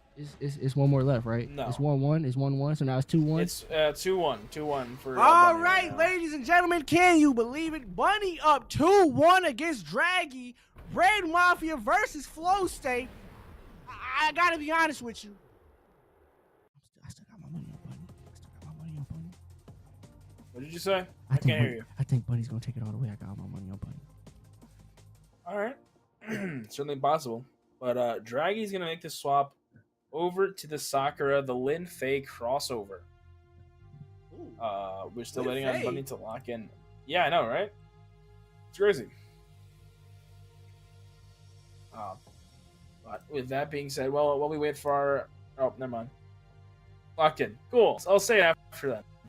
Here we go. Game number 4. Draggy is down. Drop my mic. Can you see me drop my mic? Stop doing that. You kind of need that, buddy. I'm sorry, bro. It's just look. I got this beautiful mic stand, but it's heavy up top, man. Like Big Booty Brandon. It's a little heavy in the back. Okay, buddy. Hey, they're not gonna let me commentate again after this, man. Because what is going on today, bro? Oh, no idea. But anyway, regardless of that, here we go. Game number 4. I think Bunny's definitely had a lot of momentum going into this game, taking game 3 relatively easily. The character swap from Draggy, though, Katars are kind of like a menace recently. Very, very fast, especially on this Lin Fei, but can Bunny keep it up? Or will Draggy force game 5? This is still winner's side, so it's not too bad if you lose, but it's still not favorable. You kind of want to move into a top 8 from winner's side. Yeah, top 8 winner side. We have Nodo so far, and who else? Do you know who else is on the? Nodo is loser side. Whoa! Wait. Nodo's is on loser side. Wait, can I get an update of who's on? So I know right now winner side is what? Guichabou, Marckiemoo, who Monihalla. else? Monihalla. God, bro. Literally all Perseus on winner side right now. All Perseus on winner side right now. Okay. Then what else do we have? And then winner of this set, but Bunny in the lead already, 3 stocks to 2, trying to bring this a little bit more into their favor, getting a little bit more extra credit, but Draggy just can't find a KO here. Now on the Qatar's going to have a little bit more of a difficult time finding that KO. I mean, nice neutral light there, it's down air. D-light's just not going to go into anything. Yeah, slowly but surely. I'm kind of actually surprised that Draggy switched to the Lin Fei, even though she is faster, has better dexterity, especially if you're able to change the stance. She could be a better option, be more viable, but again, Lin Fei versus someone like Rayman with the axe and the god, it's just not a smart decision. I probably would have stuck with the Zul. And even though it seems to, they're getting some hits in, they're just not doing as well as they were with the Zul. So I'm thinking the legend pick was probably a bad choice. We'll find out in the end here when the series is over, but so far it's just maybe the cannon wasn't maybe the Lin Fei cannon wasn't the best option. Yeah, no, I don't think so either. Already going down 2 stocks to 1. This could be the end of the winner's side run for Draggy. Now has the opportunity, though. This guitar's going off. But Bunny is able to make it back relatively easily. Still going in.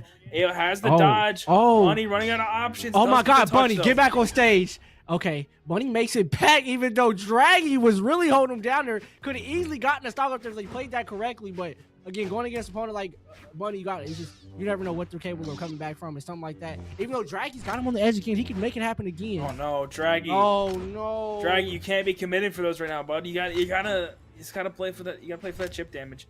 Bunny trying to bait him off stage, able to get back on stage, but a little bit more damage on neutral light. Trying to find possibly some more damage here. Just jumping all around. Side air is going to connect. Weapon throw. Try to go for the style points there. Neutraler gets the disarm. Side sig very, very quick. Bunny looking for this KO. Whiffing on the Sair. Side sig goes out. Draggy able to get around it. Another side sig. Neutral light catches. Draggy still running out of so many options. Other side air is going to lift their side sig. Now Draggy with the offensive with the side air. Looking for it. There it is. Bunny. There it is. The 3-1 victory. Moving on into that top 8 spot. Hey, I'm not gonna say that the Bunny Glaze, the Skibbity Girl Star Bunny Glaze was warranted, but it's the 3-1 series, baby. Can you believe it? Bunny takes the win over Draggy, sends him to the loser bracket, continues on to the winner bracket, and now has to face those 3 demons sitting there waiting on him. Marckiemoo, Monihalla. Yeah, I forgot the last one. And that's unfortunate, but What? Wait. Who was the last? Who was the last one? It was Marckiemoo, Monihalla, and who else won? Guichabou.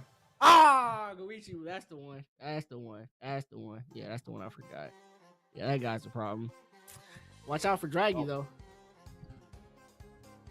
Well, anyway, that I believe is going to finish up our block here, Hoppy. But before we leave, I want to make everyone aware of Moose Wars Snowfall. You heard it right. Moose Wars is not done just yet this year. Coming December 28th and 29th. Registration is open. It's going to be a 1v1 and 2v2 tournament online for North America. $2,000 coming in for a prize pool. That being said, moosewars.com, I believe, is the domain for it. There's a couple different ways you can enter that. And yeah, so certainly check that out, especially if you want to get some more practice coming in here. And once again, Plat Fight. This tournament is, I believe, this tournament is kind of based around Plat Fight. Those of you that don't know, Plat Fight is Atlanta, happening very, very soon, December 13th through the 15th in Florida. So this tournament helps with pricing or cost for the event. So make sure you check it out. If you can attend, make sure you do. It's a really rare opportunity to get that LAN experience in the off season of Brawlhalla Esports. That being said, Hoppy, do I need to say anything else here? Yeah, man. Look, man, I always have a great time commentating these Moose Wars tournaments, man. If you guys aren't yet, follow or subscribe to AJ Moore, go ahead and do that for me, man. Go ahead and do that for the channel, for Moose Wars itself. They're only going up from here just as Brawlhalla's growing and the community's growing. Moose Wars growing itself, and that's why AJ is able to host an event like this and send people out to these LAN events and give them an opportunity to really perform and make a name for themselves. With that being said, man, I really hope y'all enjoyed the commentating here today from me and my boy Flamin'. I hope that we can do some again like this for you guys. Y'all have a good day, man. All right.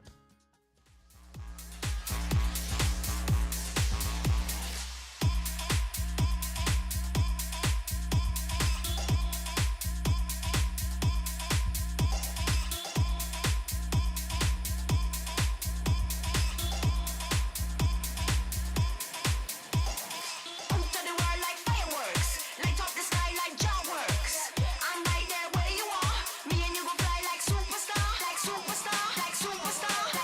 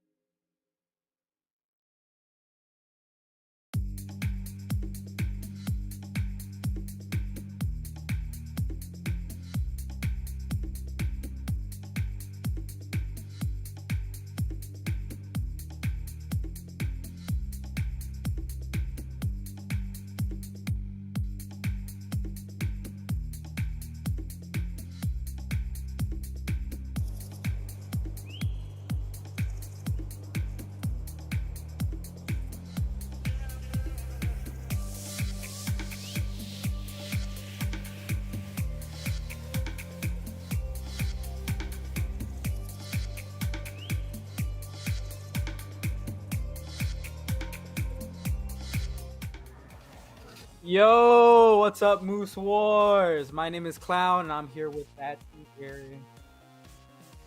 Hello, how are we doing, ladies and gentlemen?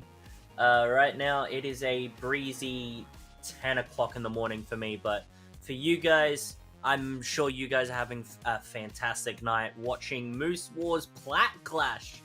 Right now, we are in our top 8, and we have our winners semi-final to begin this little block. And we have Marckiemoo against Big Booty Brandon. Yes. This is my favorite time of year. This is my favorite season, and I don't mean the holidays. I mean off season, because this is the time for testing new things. And one of the things I forgot about is rebranding. And this is my favorite rebrand of the new season, if I might say. I'm already calling it. Big Booty Brandon, formerly known as Guichabou, out here taking names, taking stocks. And hopefully he gets on the podium this year. He's been doing really, really well these past couple years, and I'm excited. Yeah, we'll see how these guys fare up. I believe that looking at prostats.brawlhalla.com, you guys can see that these two players in specifically have only actually played against each other twice in tournament. The most recent one was a Galaxy Cup in that is April, where Guichabou won 3-1.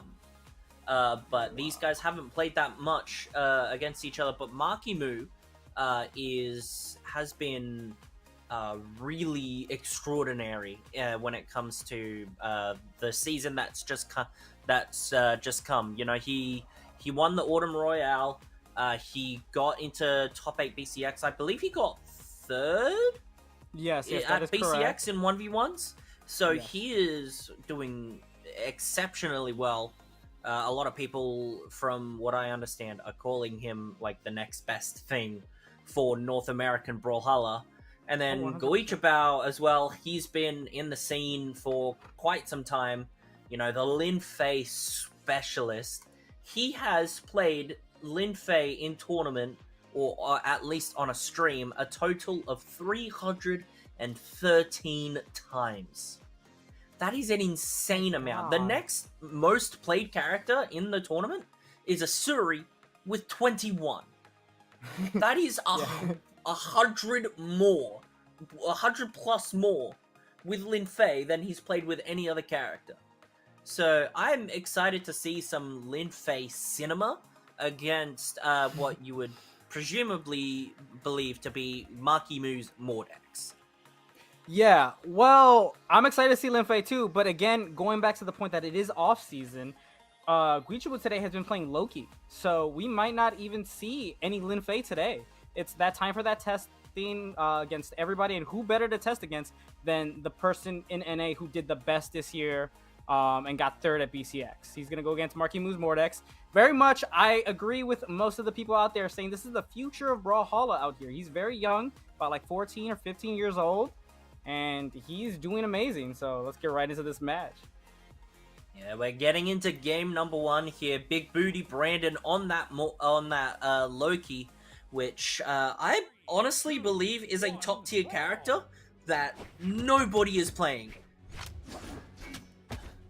100%. You know. I think the only person I've been seeing playing Loki was Wrench, and he really wasn't placing in any of these tournaments. I haven't seen any other big names touch Loki very much, and it's very surprising considering that Scythe on its own is doing really, really well. And Katars, I think it's the Katars that probably hold Loki back. Well, ooh, that is a 25-second stock from Marckiemoo.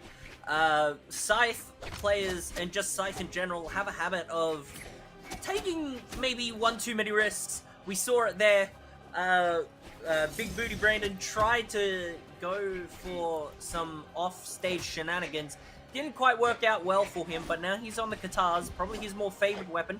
Marckiemoo trying to go for the ground pound there, but he does get that down air and another one. Will he get another one? Nope, he tries to go for the ground pound, but Katar's quick recovery manages to get him back up. But hang on. Neutral air. Oh, nice neutral air there from Big Booty Brandon. Another one. He's trying to chase him down. Doesn't quite work out for him there. this is looking Ooh, nice really... dodge catch there. Okay, there we go.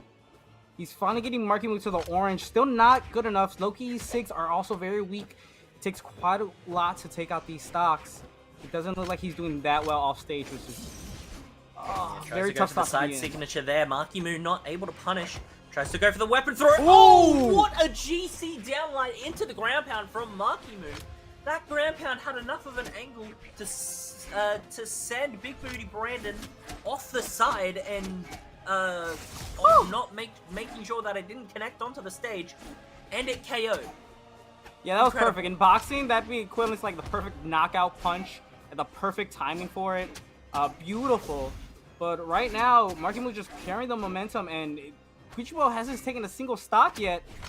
Still already in the orange on his final stock, while Marckiemoo's in the deep red, not really carrying, applying tons of pressure into Guichabou right now. Oh, throwing out these things a little while. Weapon throw and gets the reverse recovery there from Big Booty Brandon. He's staying on the scythe for now, which is an interesting choice. He hasn't really been doing that much damage with it. Nice neutralite there from Marckiemoo, and okay, 2 stock to begin the top 8 match. All right, Marckiemoo now is 1-0 up, and already we see a character swap here from Brandon. He's going the Ahsoka Tano, which mirrors the abilities of Asuri. We were just talking about that character, so he's pulling out, you know, the side stop for now. Yeah, he's still testing the waters, still trying to see maybe he could hop off of that Lin Fei. Lin Fei is not a popular pick among a lot of players, so I imagine it might be a little harder to make it work versus Asuri. A lot of players have that pocket Asuri, so it's a lot easier to pull off with that sword and just focusing on sharpening up your guitars. Let's see how this plays out. Ooh, throwing away that sword immediately. Looks like Big Booty Brandon might want the guitars, but he's going to take a lot of damage for making that decision right now. Finally gets the guitars. Nice swap over to the guitars there. Manages to catch a little bit of damage catching Marckiemoo's dodge. Both of them now off stage as Big Booty Brandon makes his way back up. Ooh, the GC was burnt there, but not a full punish from Brandon. Tries to go for the side light, misplaces it.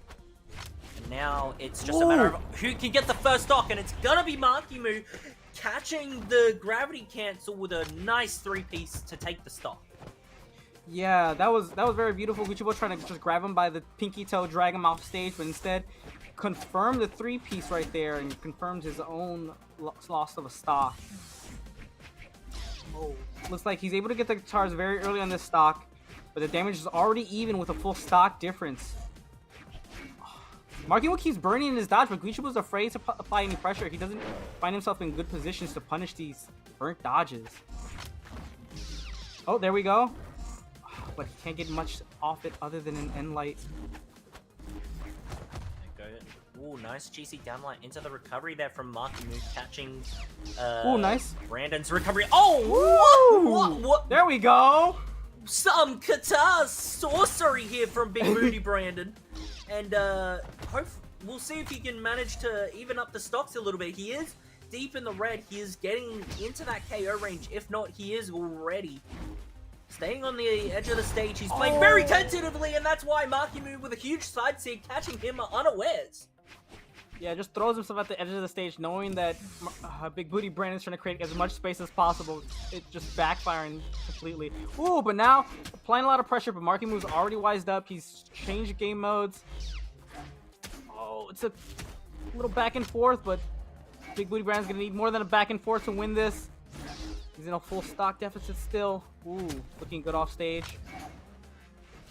Keep Big Booty Brandon from touching. Oh, they're so tense. Marckiemoo trying to take this stock here as quickly as possible. He's moved on to the gauntlets. Ooh, doesn't quite catch the dodge there. Nice GC downlight, picks up the sword into the recovery. Brandon now trying to... Ooh, tries to go for the side sig. Nice dodge from Marckiemoo. Good punish as well. Tries to go for the weapon throw. The GC doesn't quite connect. Both end oh no, and they're both missing each other's faces. Punch in the air right now. Marckiemoo with a nice side air. Big Booty Brandon makes his way back. The neutralite from Marckiemoo. He's trying to make his way back. The recovery's going to catch. another 2 stock, and now it's 2-0 for Marckiemoo. He is on a rampage. Yeah, it's not looking too close for Big Booty Brandon right now, even though at the end they looked very close. Marckiemoo had a full 2 stocks on him, so we might need to see the Lin Fei pop out if Lin Fei is the best that he's got. Let's see if he's made that switch. It was a little too quick to tell. Yep, We're gonna go to Small Fortress of Lions here. He's back on the Lin Fei, so he's locking in. He means business. He wants to stop the 3-0 from happening, ladies and gentlemen. In fact, he will have to do a reverse 3 set in order to guarantee himself top 3 in this tournament. Oh, let's hope we can lock in here. They're both able to get the weapons of their choice. This is good. Oh. Nice weapon throw from Marckiemoo. He's just trying to open up the damage, catches the dodge nicely, but he's lost the gauntlets now, so he'll track over to the scythe. Tries to get the read on the Katars, does Big Booty Brandon, but nice down air, tries to go for the side air, huge play! Oh no! Can he make it back? He can't! He's overextended and Marckiemoo made him pay the price. This is not looking good for Big Booty Brandon. No! Marckiemoo had just a smidge of damage on him, so this is looking terrible. Okay, pull out the cannons. We haven't seen any cannon gameplay at all this set. Ooh, that clash not looking favorable. That's a clash of the decade there. A ground pound on scythe clashed with a side air on cannon. Ladies and gentlemen, that ground pound that's is a little wide. That's almost as sus as Big Booty Brandon's name. But right now, oh, Marckiemoo trying to go for the it! down Did not expect to but a interrupt down the sig. signature. Oh, Big Booty Brandon, Nice. the side sig's gonna connect. And now he's got to try and lock in, take as little damage as he can. He's just starving Marckiemoo of a weapon. He's onto the Katars, tries to go for the recovery, but Marckiemoo able to descend down, gets a scythe of his own, tries to go for the weapon throw. He's lost it already. What can Marckiemoo do here to try and just clean up this stock? He gets the side air. What else can he get? Being very patient with his approaches, and it looks like Big Booty Brandon's giving him a lot of space to work with. Ooh, it's finally going in close. Getting a lot of damage in here. He's able to punish a couple dodges. He's in red now, but that's not enough to take out. Whoa! Oh! Where are you going? Where are you going? Oh, what a reversal! Deep down in the pits. But now Marckiemoo's in the red. This looks like a very close game compared to the last 2 games, though. Oh, that cannon signature is gonna. Okay. Thankfully, I thought it was going to result in more damage. I was very worried for Big Booty Brandon there. Ooh, nice. Big Booty Brandon, he did really well on that second stock of his to even up the damage, but now he's just got to try and take this stock, which with Lin Fei both not only having Katars, which he's just KO'd with. Never mind, I was going to make a point that Katars and Cannon are a little bit difficult to KO with, especially with Lin Fei's strength stance. But yeah, never mind, he's evened it up completely. Can he start the comeback and hopefully take the momentum from it? Ooh! That was a nice dunk into offstage shenanigans right there. Yeah, just really clean on these Katars right now, just chipping away at Marckiemoo. He's able to find these kills with these side signatures so far, so maybe a third side signature will find the kill here. Already has a damage lead on Marckiemoo, the best he's done this entire set.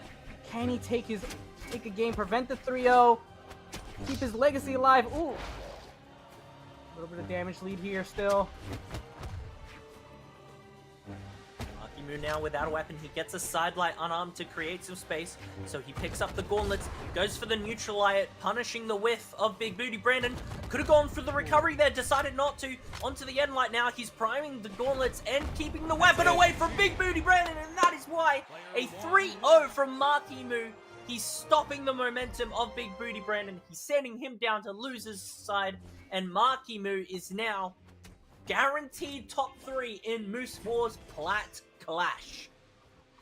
Yeah, hats off to the best player in NA currently. So that was beautiful from both players. We were trying to see what Guichabou is cooking up for this season of Brawlhalla, so that's exciting. Yeah, I'm just excited to see more shenanigans, more crazy stuff. Those clashes and those weird interactions that we're not used to, that's what should be happening in the off season. So when we get time for BCX, these players know how to react, you know?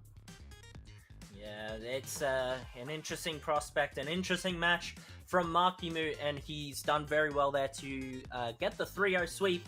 We are going to move over to our other winners semi-final. It is Monihalla against Bunny. Both of these players are in the Meow org, so this is a little bit of a team kill. One of these players will have to get sent down to the loser's side of the bracket, and the other one will be guaranteed top 3. Monihalla, you know, North America's greatsword demon, against Bunny, who is probably one of, if not the best offstage players that we have had this year. Oh, yes, You've got a weapon that doesn't want to leave the ground against a player or a play style that wants to send them away from the ground. So it'll be interesting to see how these two players clash. We will check prostats.brawlhalla.com to see if these guys have actually played against each other before. Most likely, these players have both been playing for a very long time. Bunny, I haven't heard in recent time as much, but a year or two ago, they were doing very, very well. And Monihalla plays very well in BCX this year. And it's very funny to see Monihalla control half of the bracket. This is a fun problem to have. So I think they're very okay with them knocking each other out. And it's like we have our stage pick. We're going to Small Fortress. Yeah, these guys do have a history of playing against each other. In matches, it is 4-1 to Bunny. In fact, they actually played against each other at BCX, where Bunny won 3-1 against Monihalla. Oh, wow. So, this will be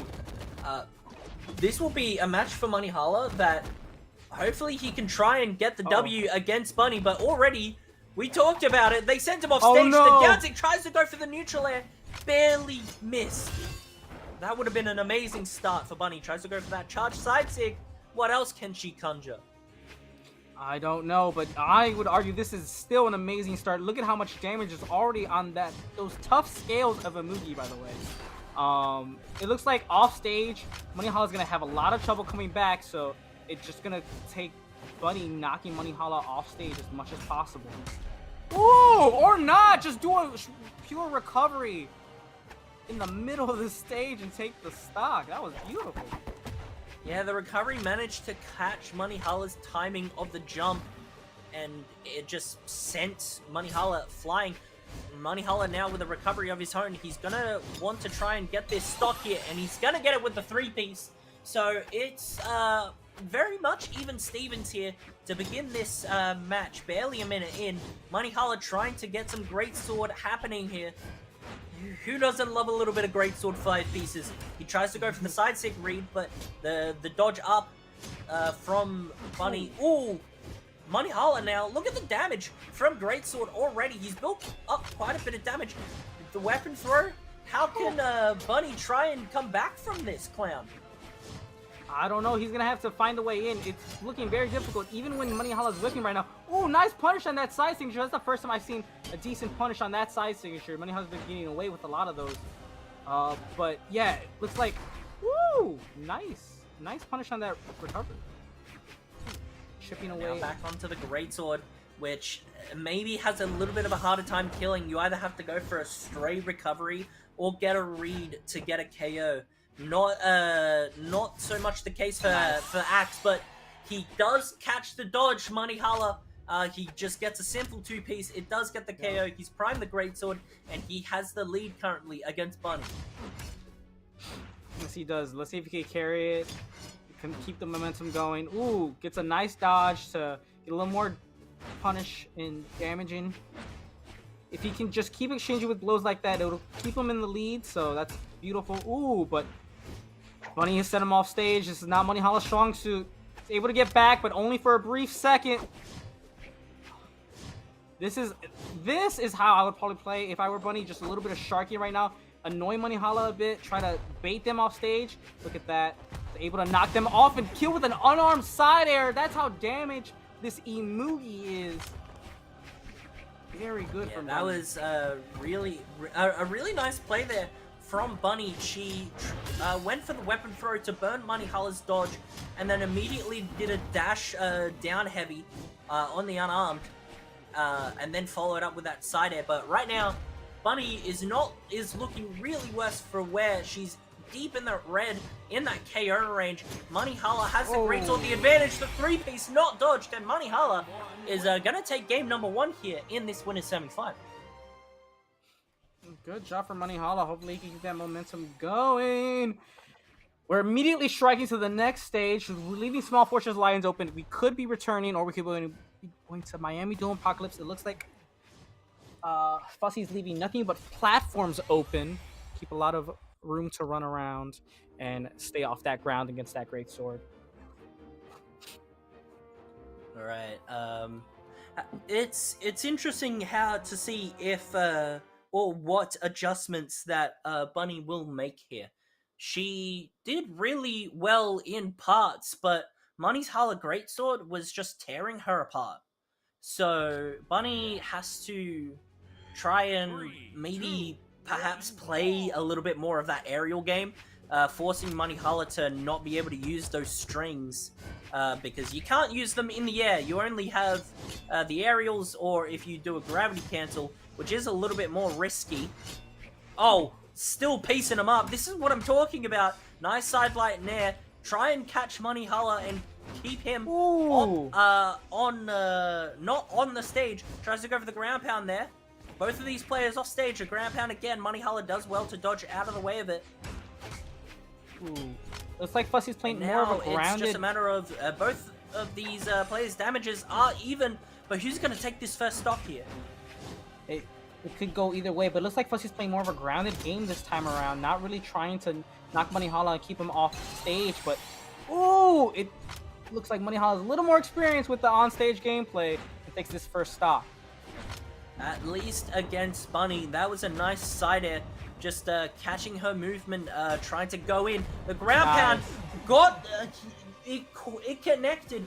He got a chase dodge from it, but Bunny was quick to react. The gauntlet ground pound evening things up here.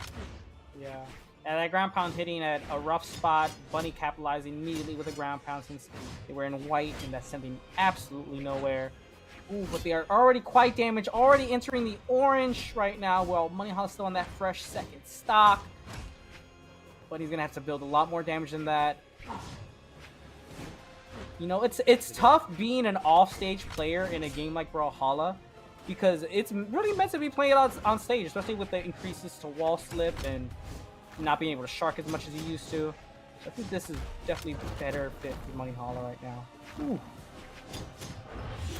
Ooh, tries to go for that side signature there, but that was a nice dodge from Bunny. She's now trying to even up the damage, but she is barbecue red right now. The recovery, catching the movement, is going to KO from the other side. And now Monihalla is looking really dangerous here. He could go 2 up here quite quickly, you know. If there's no adjustments to be made from Bunny. She's got to play her game and stop Monihalla from playing his. Because it seems to me that she's just kind of content with keeping Monihalla on the ground, where that's his strong suit. And that's why. Yeah. A 2 stock from Monihalla. That stock itself happened really quickly.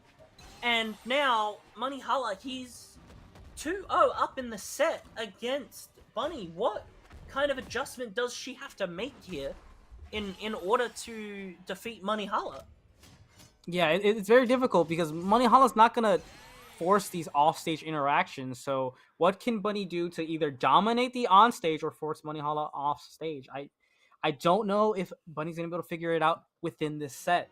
But they're switching off to a series, so maybe the sword and Katars will do something different. Yeah, we'll see. Asuri is and has been a staple in Brawlhalla esports for as long as time has existed. So, but it is a little bit interesting to me, at least, that Bunny has swapped to it. I'll be interested to see where they go from here. I'm not sure if they've actually played. They've played one game of Asuri in professional play. One. Oh, okay. They've played 115 on Rayman, and then the next is like 13 on Bloodfart.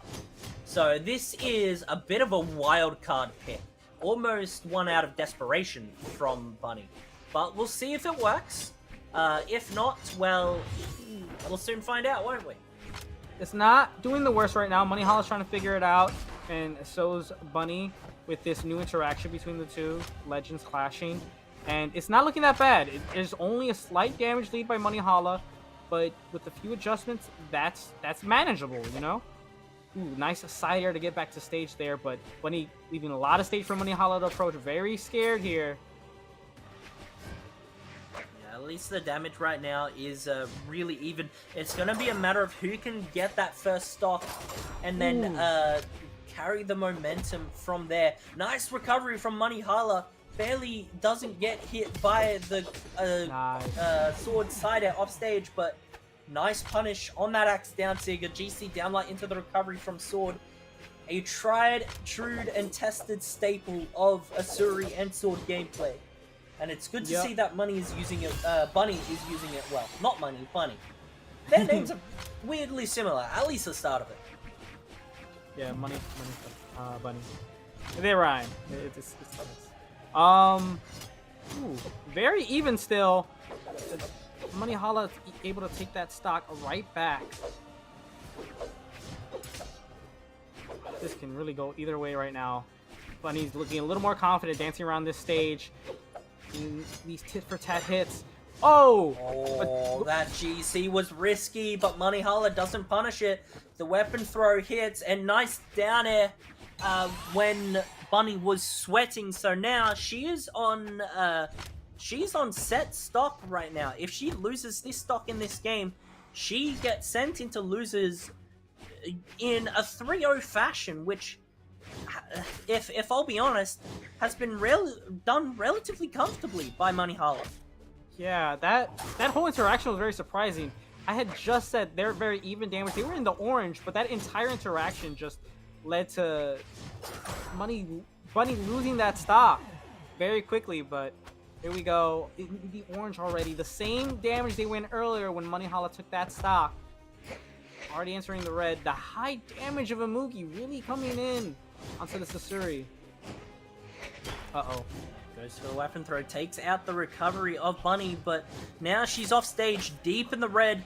Monihalla now, he doesn't need that much to clean up the stock and take the set. Ooh, tries to go for a wild read, and that's not gonna do it though, as Monihalla gets the 3-0 against Bunny in winners semi-final. A relatively dominant play. Yeah. Must be a bit shocking for Bunny considering you said 3-1 to Monihalla at BCX. A bit of a reversal here. It was 3-1 to Bunny at BCX. Yeah, so might be a little disappointed, but you're not out of it just yet. You're going to be fighting the winner of Balloon Boy and Nato, who we're going to be watching coming up next. So stay warm. Balloon Boy also from the Meow org. And we've got Noto on Team SIB. Noto, help me with the pronunciation there.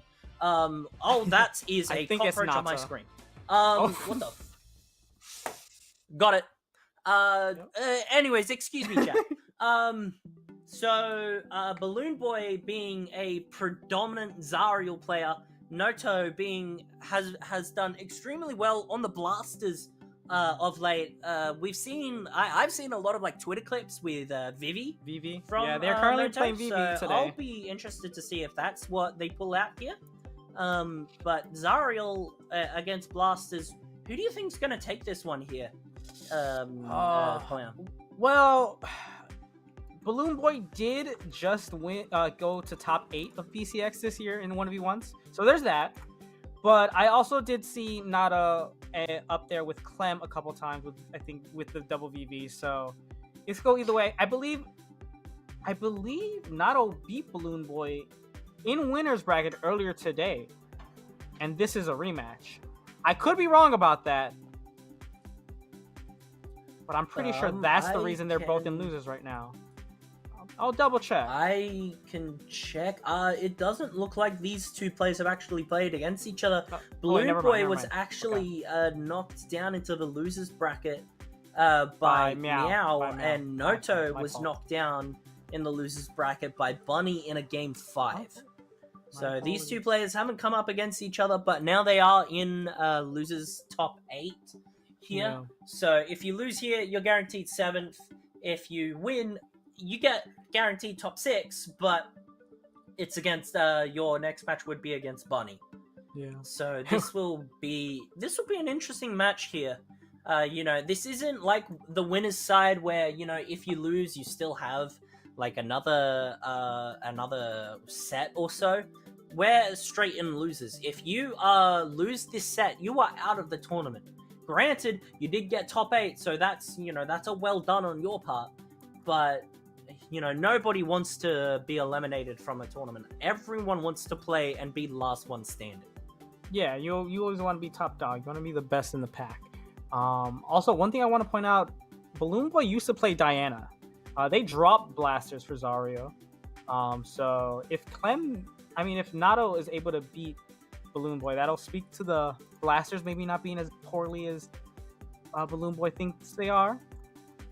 I think that's a fun little thing to add into this little match. Oh, it looks like we have our players showing up. Immediately locking in with the VV. Just waiting on Balloon Boy to lock in. Oh, locking in the Diana. We're gonna see maybe double blasters gameplay today. The blasters mirror will be interesting here. Noto, yep, locking in that VV. Diana on the Balloon Boy. It's what they, you know, when they were coming up into the scene as an Xbox player, that's what Balloon Boy was known for.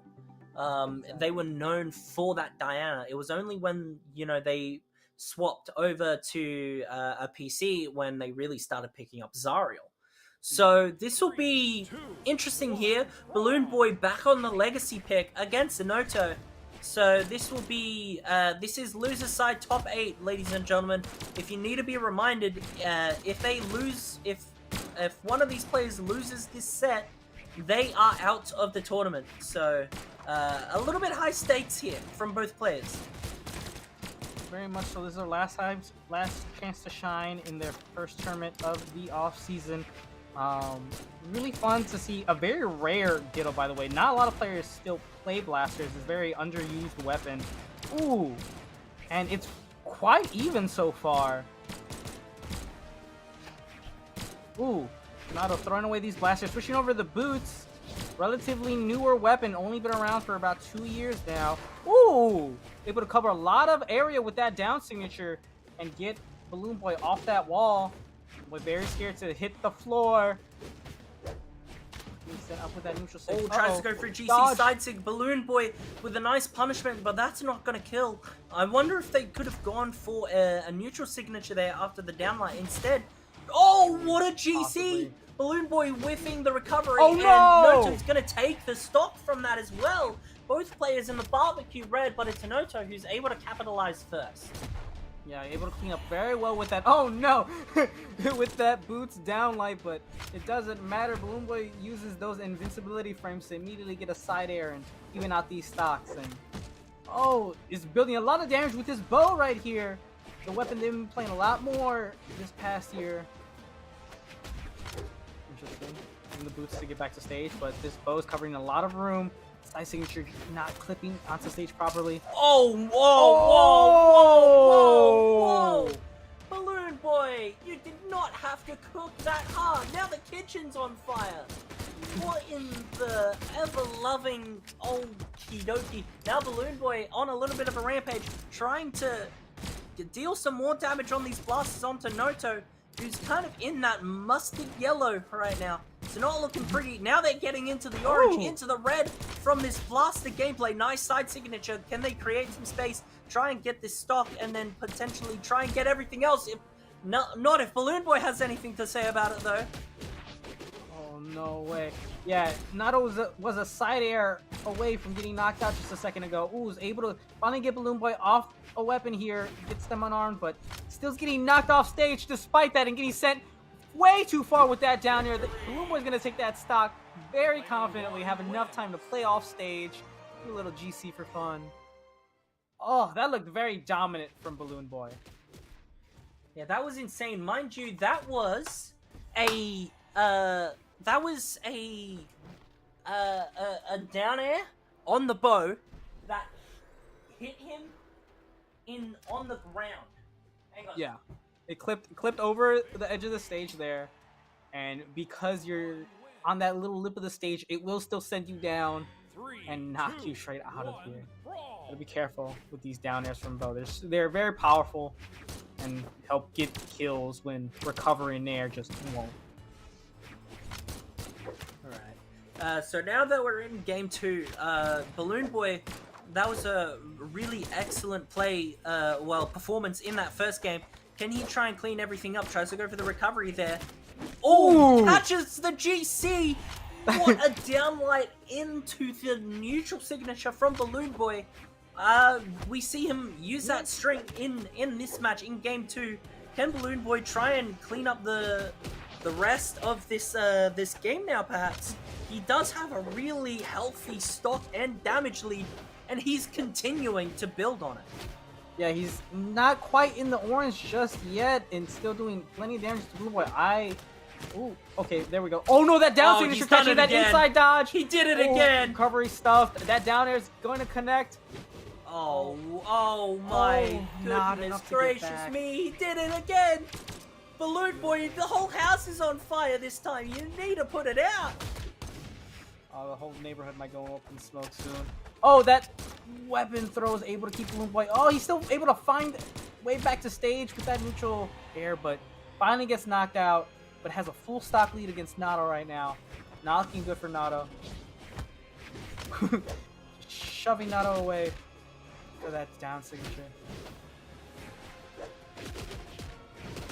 Oh! Alright, nice so string! Trying to get these, the boots reads right now. Sends Balloon Boy off stage, but he does manage to make it back. Not before picking up some blasters. Can Noto try and clean up a stock here, or is Balloon Boy going to just stop the momentum? The down signature connects, so does the side signature. Oh, the clash! Nice clash! The clash! We take those. Oh, that's heartbreak for Balloon Boy. Now he's got to try and clean up the rest of this stock here, and try and give himself that hefty 2-0 lead. Oh, No, Balloon Boy again. There have been 2 games, and Balloon Boy has hit 3 D-Light reads into that down signature. That is diabolical.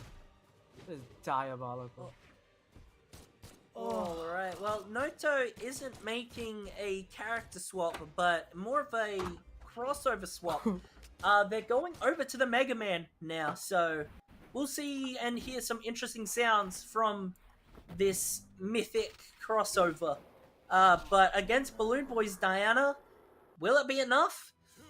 Let's hope this upgrade just don't happen to think so. I'm holding a little hope here.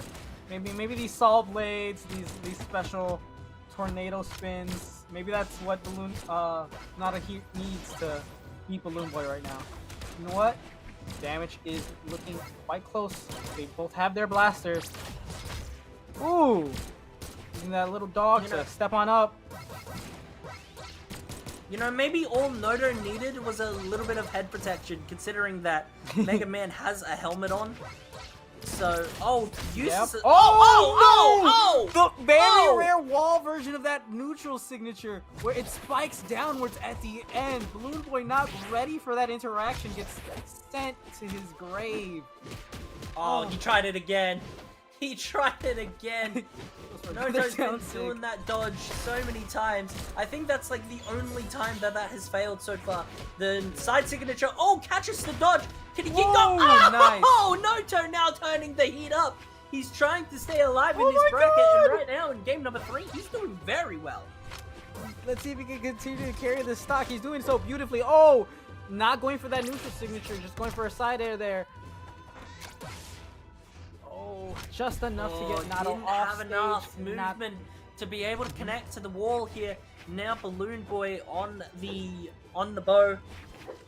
Noto is gonna pick up another pair of boots. Excuse me, I'm yawning. Wow, this amazing gameplay is happening. Balloon Boy now trying to... Well, we'll see if he can manage to, you know, pull off a comeback here in game number 3. The neutral signature again from Noto. The neutral slight there that time. Oh, he hit it again! He did it again! And that's like an 80% conversion rate on that happening. And Noto doesn't have enough. And because of that down signature connecting, he's now evened up the stocks here. And damage, he doesn't look that bad. You know? Oh, No, nice doesn't. neutral signature there from Noto. Can he continue doesn't have this? a lot of options. Uh-oh. He's Tries in to the go for orange, ground but... pound, like on stage. Balloon Boy now in the orange. Noto picking him up, down almost like enough. side air off of that down air. Tries to go for the side Noto. signature to cover some ground. Balloon Boy makes his way back to stage. Oh, he he tries whipped it it again. again. Noto's finally adjusted. The neutral signature that time does connect, and Noto takes a game. He's holding on, ladies and gentlemen. Beautiful, beautiful adaptation. He stopped falling for the D-Light into down signature. He was able to dodge 2 of them this game versus I think he got hit by 3 out of 4 in the previous 2 games. So that is beautiful adjustment here.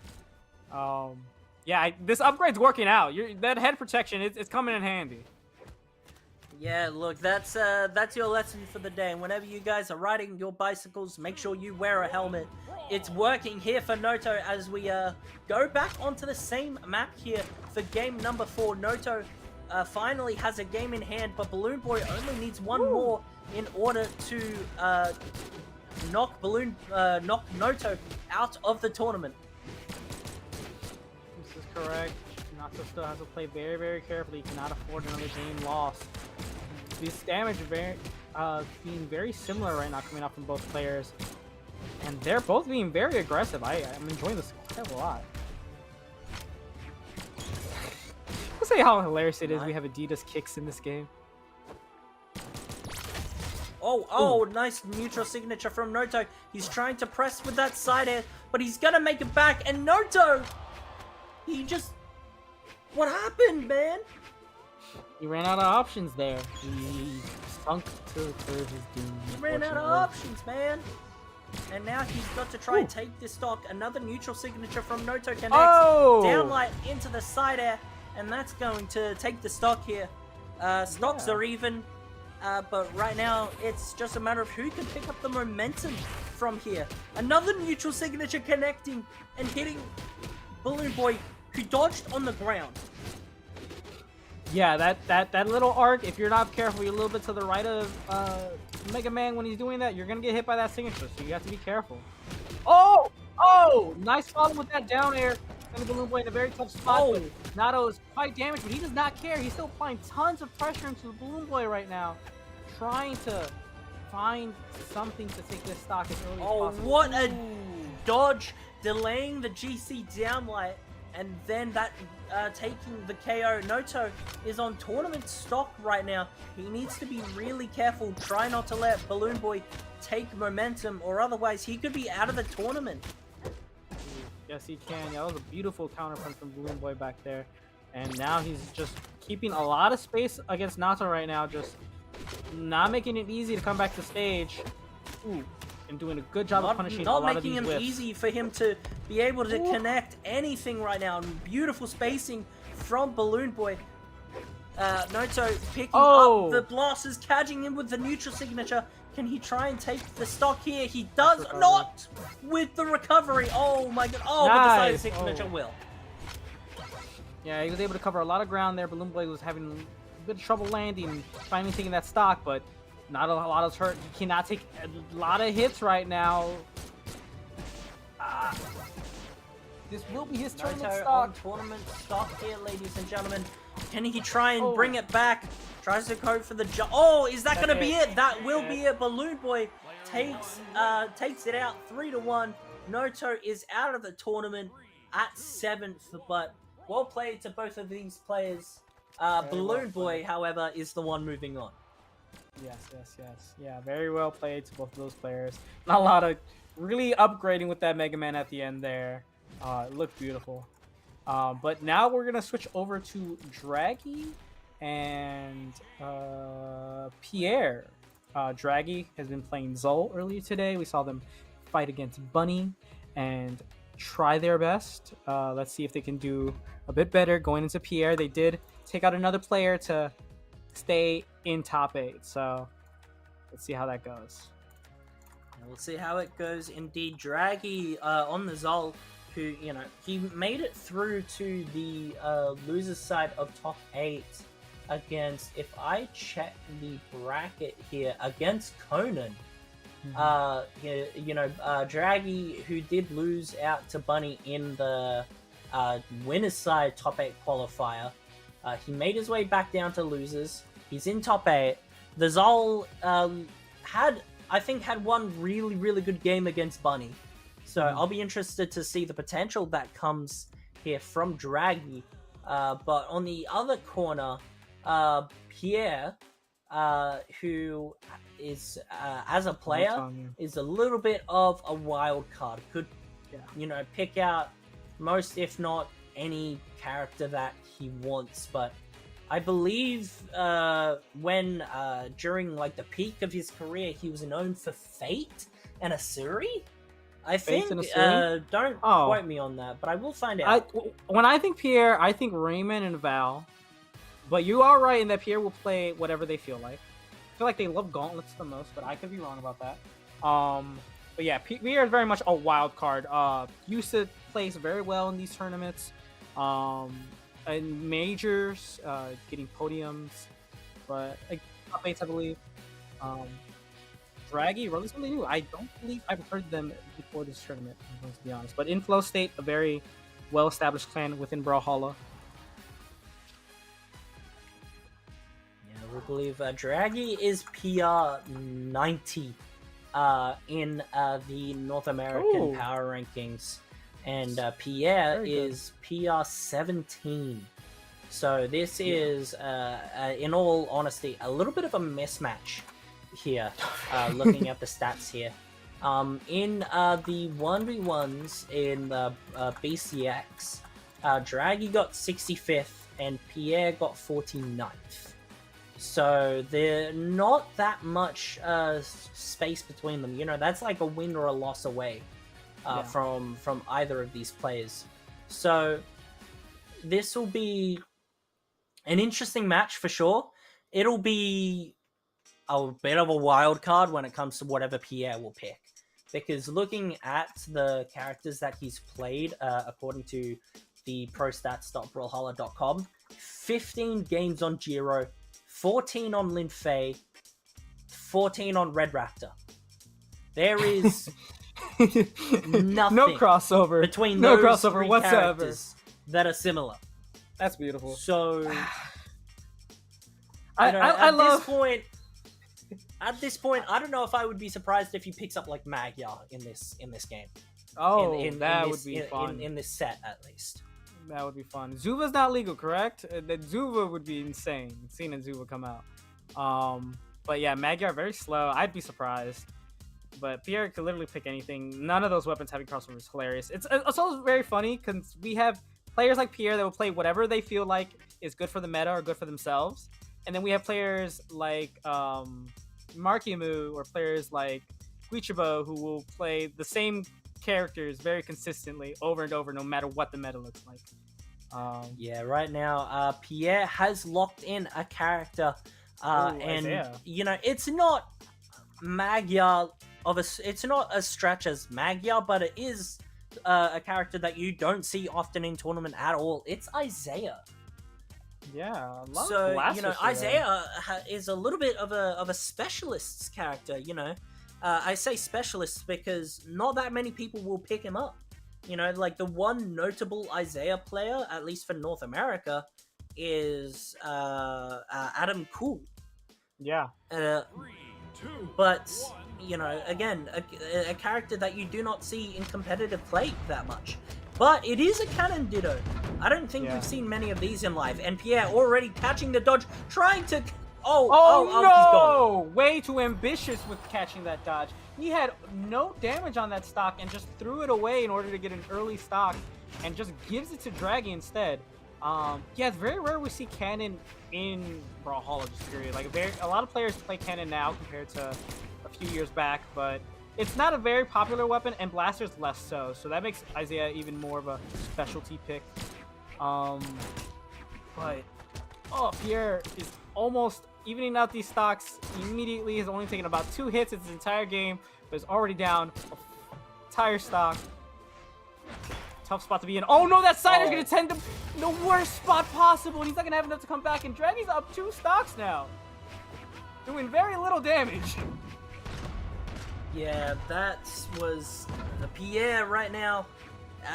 I'm a little bit lost for words for Pierre right now. She tries to go for a, well, that neutral air does take the KO, sits by the campfire, has some marshmallows, trying to just maybe re-energize, revitalize himself here. Pierre, it's an interesting match to begin here in the loser's side top 8. Mind you, to remind you guys once again, if you lose this set, you are out of the tournament. Yeah, this is these players' last lifelines, and it's looking rough for Pierre right now since he has such a deficit. He was getting quite a few reads onto Draggy right now and punishes, but it doesn't really matter when you only have a single stock to work with, and Draggy has 2, so they have a lot more room for error, and to throw out silly things like that breakdance to cover that entire stage and take game 1. Good playing from Draggy. Draggy with just a really impressive show there, even with Pierre, you know, making the mistakes that he made in that game. Draggy did really well to punish and capitalize on those. Yeah. 100%. You know, a mistake is not a mistake if you cannot punish it. So Pierre right now is going to have a bit of a think, and we have a mirror match. Ooh, I like that. Just locking in with the crossover. I would say it's a ballsy pick, mostly because different stances of the fact that it's a mirror, and this is probably just more of a mental thing. Pierre is saying I'm better. Pierre is most likely just trying to humiliate Draggy and put mental warfare into the game, which is a thing that happens in fighting games quite often too. 100%. So it'll be a matter of whether this is a tactic that Pierre can pull off. We'll see. No. These tournaments are definitely an endurance sport with you having to fight multiple players over and over again, and when a player just decides to lock in on your character, now if Pierre wins this game, that's going to do mental damage to Draggy.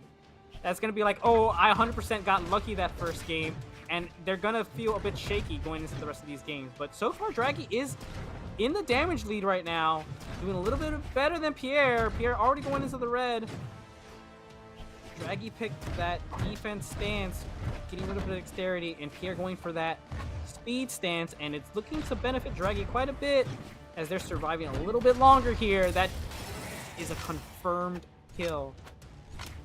Right now, Draggy managing to keep his cool. He does get the KO confirmed there. Now he swapped it over to the axe. Pierre does the same, tries to go for the cider. It doesn't quite KO. Ooh. What in the? That was nice. It worked. Yeah. You know, I'm not going to complaining, and neither will Pierre. He's completely evened up the stocks here. Both of these players are now on that cannon. So it'll be, you know, with a momentum-based weapon against a momentum-based weapon, this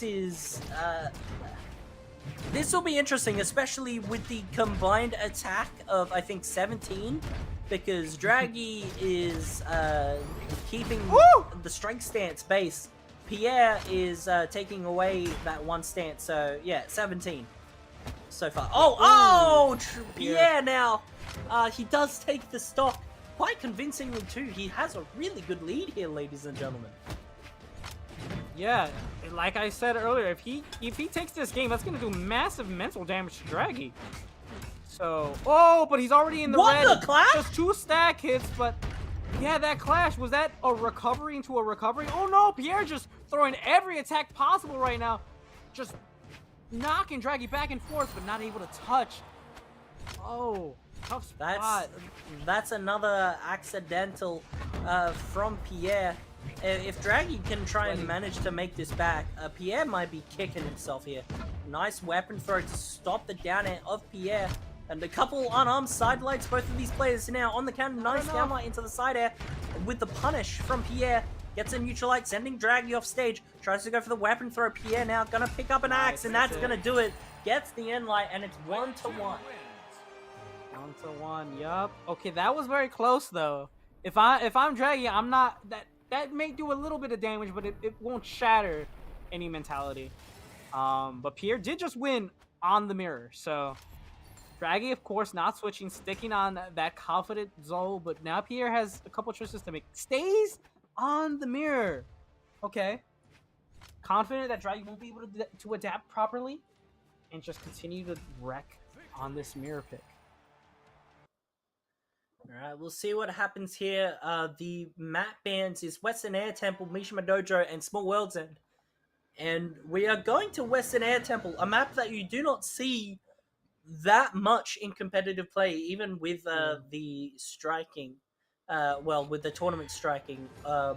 Honestly, if you ask me, if you get like 10 tournament viable maps, and then for tournament, make the maps random, it would make things so much more exciting. But that's just me. It would add a level of RNG to this game that would infuriate pro players to another level.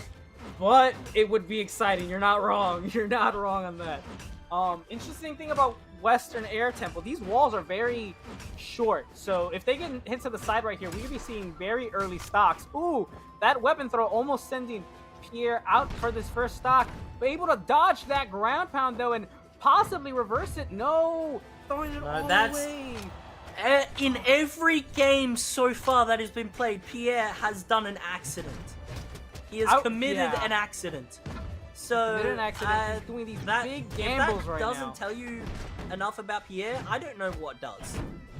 It's just, this man wants these offstage kills, but is throwing everything at the wall in order to get these offstage kills, and nothing's sticking. It's not sticking, unfortunately. Ooh, he's able to get that confirmed, though, and even out the stocks at least. Pierre, truly an ambitious player, as he does get that KO there. Both of these players now on the axe. Damage-wise, it's a little bit even, but this is Zol we're talking about. 17 strength between the two of them. It's going to take 3 hits for you to go from yellow to red. And that reverse recovery. Oh, the ground pound from Draggy. Nice down there. That's going to do it. Beautiful offstage gameplay there from Draggy, managing to get the KO confirmed as well. Beautiful stuff. Can he try and take the lead here in the set? Quite possibly. It looks like Draggy's able to adapt to this mirror pick and do a little bit better here, focusing on staying on stage against Pierre. And although Draggy is benefiting from the kooky offstage interactions, it does not look like Draggy wants to actually be off stage.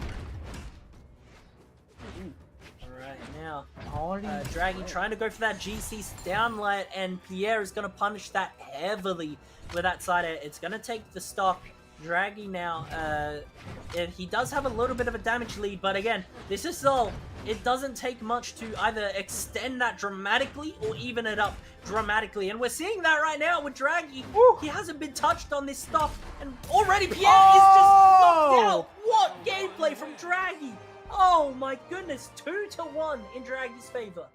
Yeah, that 9 attack really just doing a lot of damage at the end there and killing with the downlight from Axe off that elevated platform.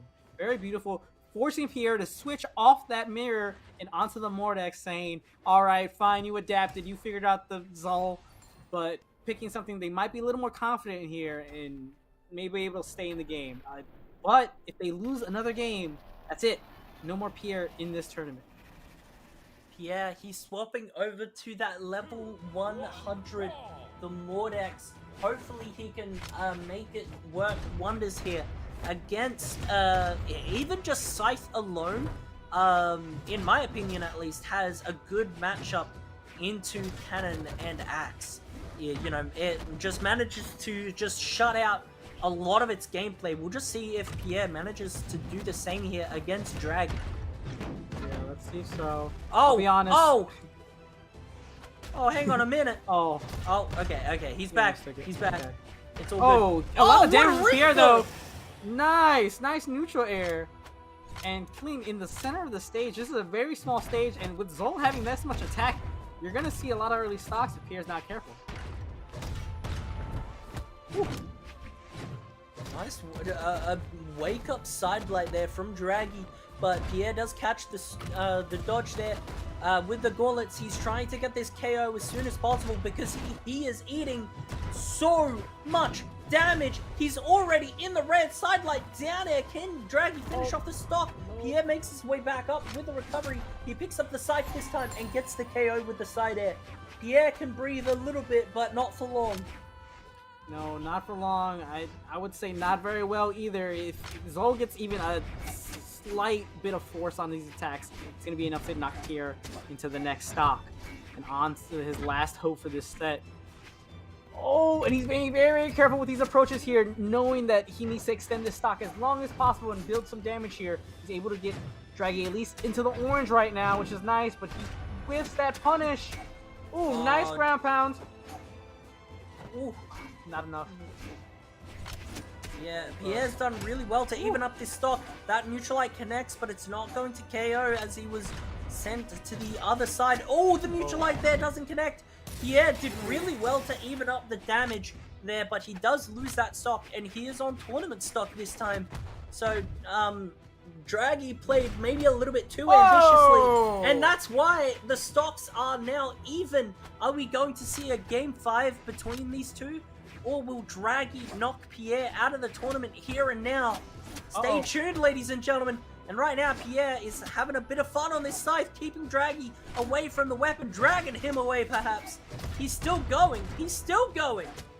Uh-oh. Yep, off stage now. Oh, he's still going. Like he's doing way better off stage than Draggy is. He's Draggy able to take that side there. What? Oh, he's still in it. Pierre loses his stock, he's going to be kicking himself. Oh, there's no way. There's no way. He's in yellow right now, and all he has to do is get a killing move onto this Zol. That side air is not going to be enough. That weapon throw is going to send him off stage, but it's cannon. He can still connect, and he does. Oh no, Pierre has thrown his weapon away. He's in orange. Oh, he's able to get a perfect counter punch with that D-like ground pound and take game 4. We're at the last game for both these players in this set. Loser is out of the tournament. Oh, I'm on the edge of my seat. This is the first Game 5 here for top 8, ladies and gentlemen. Draggy and Pierre have played so well so far, but this is the game where it matters. Yes, 100%. Pierre switching out to the Mordex, and this is his confident pick, and he has to just win it out now. He has to dominate Draggy, but it's looking quite rough. He was looking really rough in those first 2 games, while Draggy has been looking quite well this entire set. Hopefully, right now Draggy will want to just be able to reset neutral as often as possible. Nice. Oh, he's already gone. Nice. Oh, but he makes it back. I didn't even think that he touched there. Nice side air there, punishing Pierre. Down wire into the side layer. Again, he's just both of these players building up significant damage onto each other. It's just about who can take that first stop, who can get the momentum, and Draggy's gonna do it with the ground pound. So nice now punishment Draggy will want to extend this lead. He's gonna stay on the axe here, try and build up as much momentum as he can, catch Pierre unawares, or just catch him playing way too ambitiously. The neutral air there from Pierre does connect, so does the recovery. Draggy doesn't have that many options to make it back. Exhausted recovery, again, that time it connects. And the weapon throw is going to do it. Pierre with the love heart taunt. Just, again, mental warfare here from Pierre. Draggy does have a bit of a damage lead, but this is Brawlhalla we're talking about. It doesn't take that much to get rid of it. No, it does not, especially with how well Pierre's playing off stage today. If Draggy keeps getting sent off stage, this can go quite poorly. Ooh! Taking away the recovery. Sweating. Oh, no. There's no options really left here. You have to get sent down without their cannon. Oh my god, Draggy keeps touching. How? Beautiful. Oh, that neutral light dropped because it couldn't get off the side, but it's okay. Because Pierre recovered with that GC side light, kills off the top anyways. That Oh, you gotta be careful off this edge here. If you throw out these attacks, you gotta be confident these aren't gonna drop. Ooh, nice damage off this scythe at the beginning of this last stock for Draggy here. This could be it.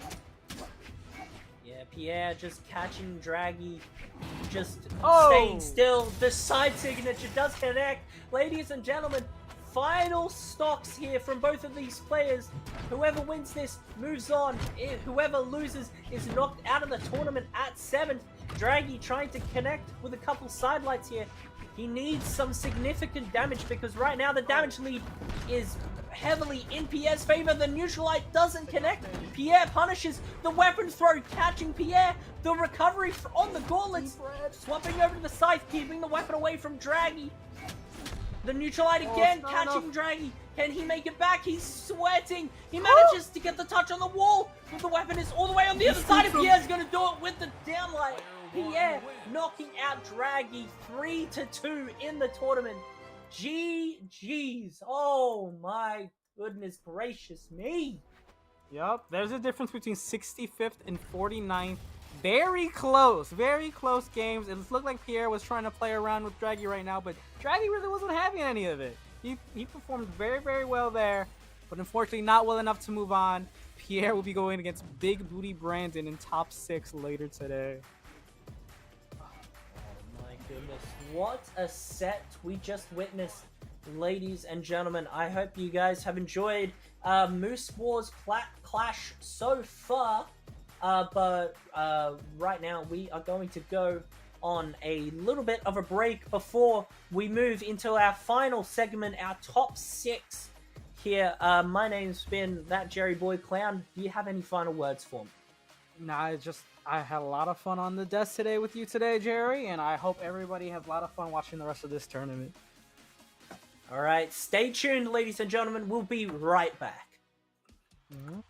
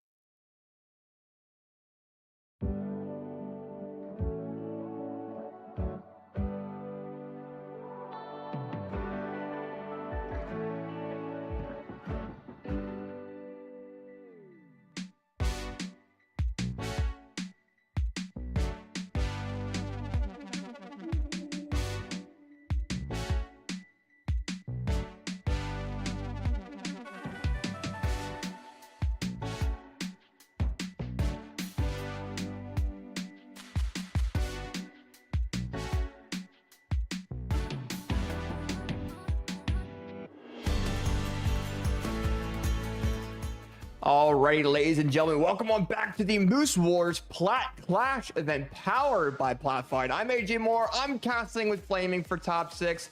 And Flaming, how you feeling tonight there, my man? Dude, I am doing great. I've been watching this tournament from start to finish, and still every single set surprises me with the outcome. It's so amazing, and I'm so glad to be back. I'm ready to get some more Brawlhalla in here. Yeah, for sure. I'm definitely with you there on that. And we got some good matches coming up, right? So we're going into top 6. We are starting with the elimination quarterfinals. So we'll be having Bunny versus Balloon. And then we're going to be having Big Booty Brandon, also that goes by the name of Guichabou. This man had changed his name mid-tournament to start GG or whatever it was to that. And he's going against Pierre Builder, which is also goes by the name of Pierre. So lots of name changes here. A lot of interesting names. Shout out to Guichabou for being a dingus on broadcast, but yeah. So we got top 6 going. We're ready to go. Our first match though is Bunny versus Balloon Boy, and this is C2 versus C3 on the elimination quarterfinal side. There, Flaming. Yeah, this is playing for fourth and fifth place. So. I mean, a little bit outside the seeds, not really what you want to see, especially from these players. But, I mean, they've had some really hard-fought sets, losing to Marckiemoo not Marckiemoo. Balloon actually lost to Meow earlier in this tournament. Has made a little bit of a loser's run. Well, Bunny has lost to Monihalla in that winner semi spot, coming in from winner side. So, overall, it's kind of been like a rough run for Balloon Boy. Dropped the game to Noto. Went game 5 with Shade earlier on, and Bunny coming in fresh off a loss. They're probably going to be looking for some kind of vengeance here. Yeah, and I remember Balloon Boy making a post on social media about, I think after BCX, regarding their game not feeling great as well, being at home compared to LAN. So a lot of these players that are really big LAN animals, such as Balloon Boy, who got 5th at the World Championship Expo, it's starting to get adjusted to that. We're also in the off season where they have been playing characters like Teska, but tonight they've been playing a lot of Diana. So going in from, playing one character and then going back to old reliable and getting readjusted, it's always a fair take there. While we have Bunny over here on the opposing side, just going crazy with Rayman, the whole thing there. And I can't wait to see how they do going forward, but I should probably go forward in the lobby. I think right now we're just waiting on Bunny. Bunny will hop in here shortly and we'll go and start our first match. But I mean, how do you feel about this? I mean, Balloon's playing, going back to old reliable. They're playing that Diana. I mean, I don't know. I think the Diana pick is certainly, it's like you said, it's the reliable one. But yeah. I mean, I think in current day and age, the blasters just aren't really gonna cut out anymore. Bo, especially Diana Bo, has gotten very, very predictable. Unless you're Balloon Boy, those D-Light into reverse D-Sigs, those are incredible. Constantly hitting those. We do have a little bit of history between these two players. Balloon Boy coming in 2-0 over Bunny, 5-1 games. Last time they met was Trial of Scold, which was a 3-1 victory for Balloon Boy. But he was on the Zario. Yeah. So maybe, I don't know, maybe the Blaster's going to come through here a little bit more. Maybe not. I'm excited to see what he can bring out, though. Still has not claimed that first place in 1v1s, but certainly in 2v2s. He's a monster. Bunny, I don't think we've seen much in 2v2s, but this is 1v1s. AJ, I want to hear your predictions for this set. Oh, I'm biased for both these players. Great. I don't know. I'm kind of stuck in the center. I mean, Balloon Boy is kind of one of the faces of, Moose Wars events in total. They've been doing very, very well in North America, did very well BCX. And they go against Bunny, Bunny is just such a very, very good Rayman player. You got the axe, you have the gauntlets. When you're going against Balloon Boy, though, and you play gauntlets, that is something that he knows very well with his Ariel. I want to see what Bunny could do with the axe using that range against Balloon Boy, because realistically, Balloon Boy, that's the one weapon he doesn't play off of Bunny's character as well, and they're used to facing Rayman 2 in tournament. It's not very common in top 8, but when it comes down to pools, you do see it a little bit. But I mean, Balloon Boy beat Nato 3-1. and then Bunny beat Nato 3-2. So if we're going off of how many games Nato took off each person, I'd have to go with Balloon Boy this set, but Bunny's also really, really good themselves. Never in my life did I think we'd use Noto to make a relative prediction. Shout out, Dude, shout out he's Noto. been going, He's been going crazy, bro. I'm happy he got top 8. Him and Dragon got, getting top 8. That's apparently huge. he got Ethernet now, so he's not lagging nearly as much. So I think that's probably where that came in. But yeah, I think certainly on the come up. Look out for him. He's a demon, I swear. Yeah, for sure. And I let think me we're message. still- I'm gonna message. just right now. I'll message Bunny real quick. Just heads up. Balloon has suggested Bunny to the lobby. Whoever has it. Yeah, Samwick, if you could. I'm not room control leader. Goodness. No. Goodness, Sandwick. Dimmick and Prod over here going crazy. There we go. Yay, Brawlhalla. Yep. It's funny, we've been having like weird names tonight too. So right now, Bunny's name in game is Skibbity Girl Star. And they can't change their name on Steam because their keyboard is broken. So they were texting me on their phone, and I'm like, okay, whatever. Just change the start name at that point. Yeah, right. Oh, well. Let me see. I need to read something here. So, while we wait for our players, once again, Plat fight coming up very, very shortly. Winner Absolutely. of this tournament gets a free flight to the Orlando airport, I think it's something like that. But they get a free flight there as well as a $500 stipend to spend on any other amenities that they would like to do or hotels. But if you can go to Plat Fight, make sure you do. It's a very rare chance to get that LAN experience, especially in the off season of Brawlhalla. It is a $2,000 tournament there, so that's a lot of money. It's a lot of cash, a lot of green. Yeah, it's definitely coming up shortly. I know I'm going to be there running the Brawlhalla side of the bracket there, so we got some good players coming in. I mean, top 8 split for $2,000. For a LAN especially, I would definitely recommend it. I'll be there. Sandstorm will be there. Impala, Hybrid, and etc. will also be there as well. So if you guys want to meet some of the Brawlhalla's finest, definitely head down to Plat Fight. Sign up for that, and also check out the other games that are playing there too. Multiverses, Rivals 2 will be there, and etc. So for more information about that, go to platfight.com. If you are going to that LAN, make sure you register by midnight tonight to get the regular registration price. Because after tonight, we extended it until tonight for you guys. It will go up another $15. So make sure you guys register as soon as you possibly can if you have decided to go. And with that being said, though, we got to figure out who's going to get that free flight to go to Plat Fight tonight there, my man. So we got Balloon Boy versus Bunny going into game number 1. Let's see what happens. Are you seeing his character pick? That's not just me, right? We're seeing a Reno coming out here. What? Reno? Where did what? Blasters v Blasters We're is kind seeing of a crazy. Reno come out from Bunny. I don't know if that's a troll pick or... Well, we'll have to see. Oh, maybe not. This is genuinely like the first time I've ever seen someone pull out the Lilith crossover. They're down light side air. Oh! I don't know. It's kind of crazy there for sure. For sure. Balloon already starting to go in a little bit more with this bow.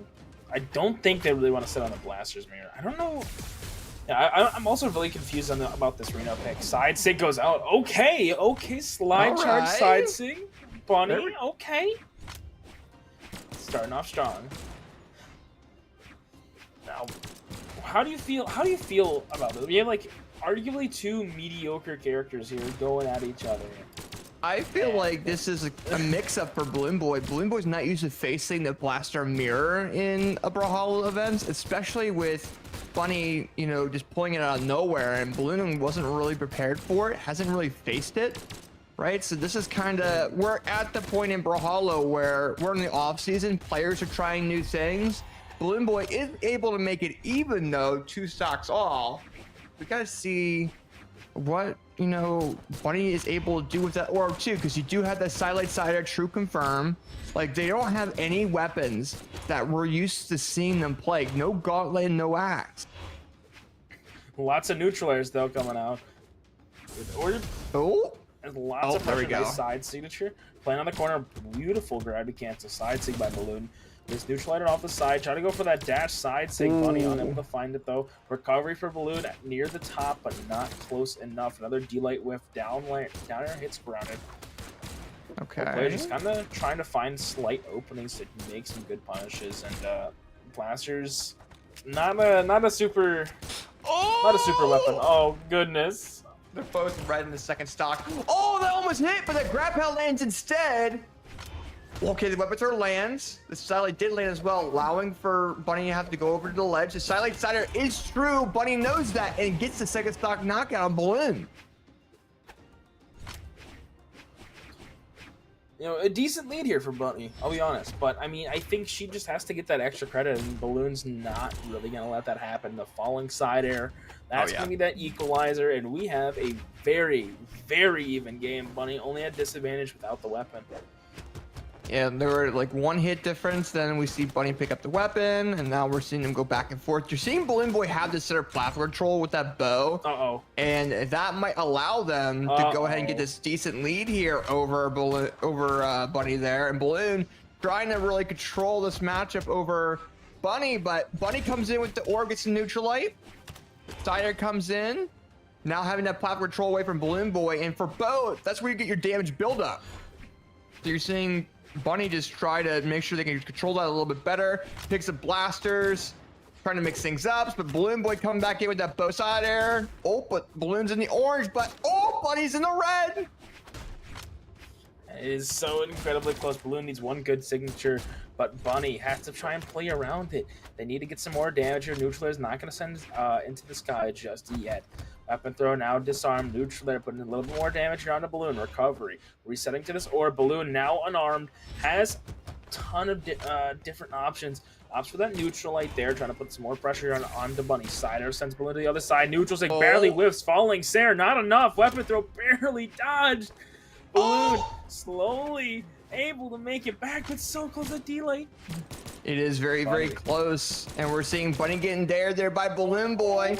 Trying to land these GC downlights and these different unarmed attacks here and there. But now it's going to allow for one player. They're just dash dancing. They're going back and forth. Looking for the D-Light. Oh, the backward side air landed by Balloon Boy. And that will confirm them of getting game number 1 over Bunny, but in a very, very close fashion.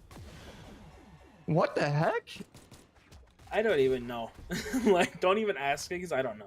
I mean, I'm like confused because considering the fact that Bunny is known for playing 2 completely different weapons, but is keeping up with Balloon Boy's main weapon, or one of their main weapons, is crazy to me. But we're going to game 2. We're on Apocalypse here. Oh, okay, I think this Balloon. map is like the bane of existence for Blasters players. Delay recovery will only KO at like very, very deep red, and I think that might be a win factor or a lose factor in game number 2. But I mean, Balloon and Bunny, they play. I don't want to say similarly with Blasters because Balloon really utilizes those reverse side airs, but I mean this neutral game very, very similar, just D-lights and down airs here. Yeah, we're seeing a lot of back and forth, and now we're just kind of seeing Bunny trying to get that neutral control away from Balloon, but Balloon holding that very, very well because both neutral airs on the Bunny. Gets a downlight side air as well. Launching Bunny off the ledge. Now having no more options but to come back to the ledge. Balloon Boy with a sidelight weapon throw, and that might lead to a backward recovery. It does, and gets that first stock off of Bunny. Very good to start off the beginning of the game here. Bunny's going to be on that orb now. Orb sidelight side air, like you said, it was very, very good. Man, they made it got a risky. little hard for that neutral sig though. Balloon with a nice side air. I'm sorry, a side light. That's not going to do a whole lot. Trying to catch a Sarah off the side. Right on the corner here. Resetting has to go side light Sarah. That is going to be that stock gone. Now, Bunny has an opportunity to try and get this damage back. They did take a little bit of extra credit from Balloon, but not too much to be worried about just yet. And right now, we have it evened up. Trying to use those downers on the corner. Catches the dodge in, whiffs on the D-Light. But Balloon now going to try and get the capitalization on the reversal.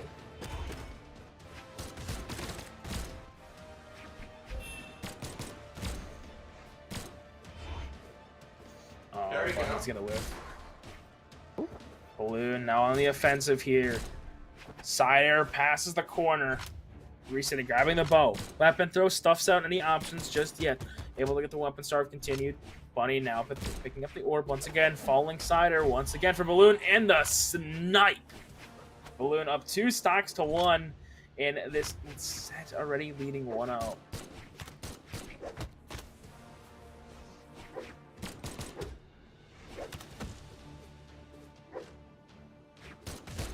Around the platform, down air connects. Bunny hit by a weapon throw. Now a series of attacks going out. Catches the gravity cancel finally. Let's just kind of move it around. Balloon starting to go off a little bit. Catching the ground pound with a neutral light. Neutral air, neutral sig. A lot of the ends coming out here. Another ground pound coming out from Bunny. Trying to use those in a lot of neutral spots, but just really not put them in a great spot. Balloon with another reverse down. There we go. Side air. And that is going to be game number 2, going the way of Balloon Boy this time. Again, I should say. I'm sorry. Yeah, Balloon definitely trying to confirm their matchup and trying to get a 3-stock or a 3-0 over Bunny going into. But now we're seeing Bunny going with a completely different random character. We got the Ragnar pick. I think she's just having fun at this point. Yeah, I definitely agree. Well, but I think Bunny pulled out in a Surrey earlier today, if I remember correctly.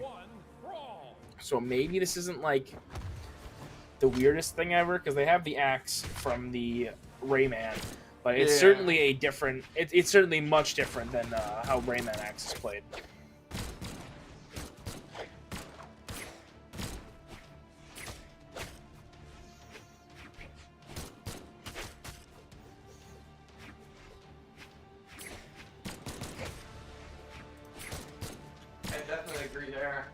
Okay.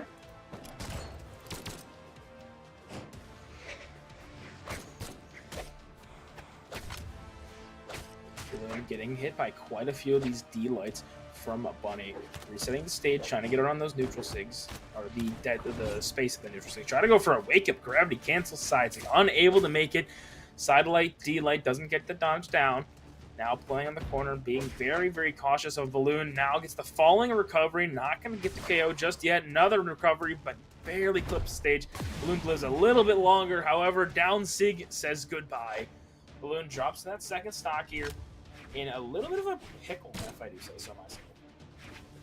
Yeah, but this is a big deal for Bunny, right? Just because they are down like a half, or they are up a half a stock over Balloon, but they need to be able to keep that. And also with Balloon, guitars are one of those weapons that they have a little bit of a difficult time against. And I think Bunny knows that. So you're seeing all these neutral areas just land by Bunny. Oh, but Balloon with the GC neutral going through that ledge, laying a signature. Now Bunny with no guitars and gets punished for trying to attack Balloon with no weapon. A little unfortunate, I'll be honest, but you know what? Balloon did take a little bit of damage there, so I mean, Bunny's doing a great job so far. This Ragnar pick looks good, but now on the axe, let's see. They're a little bit more comfortable with this weapon, I feel, so maybe it's going to be, I don't know, maybe it's going to be good, maybe it's going to be bad, I don't know. Side light neutral air puts a little more damage here. Balloon with another whiff side air. Trying to get around, finding a good opening. Neutral light catches for Bunny. Avoids the side sig, but almost gets taken out by a beautiful place down, ground pound. Oh! Balloon able to make it around. Another Sarah. Dude, if they got the third one, they would have been gone too. But now you're seeing Bunny come in with those guitars. Oh, but the GC neutral lands again on the Bunny. And it being 2 stock all, you're seeing these players trying to go in for these aggressive knockout options now. Oh, the re with the dash over to the left, and then the backward side signature to knock out Balloon's second stock. And now with Bunny up a little bit over Balloon, might be an opportunity that Bunny really wants to get the damage buildup while Balloon's very low on that final stock. is able to knock him into the yellowish orange. Now, Bunny really needs this game because this is elimination for them. Ooh. But the delay recovery, that's going to be enough. Tournament stock here for Bunny. Like I said, they have to get rid of this stock to force game 4 and then game 5.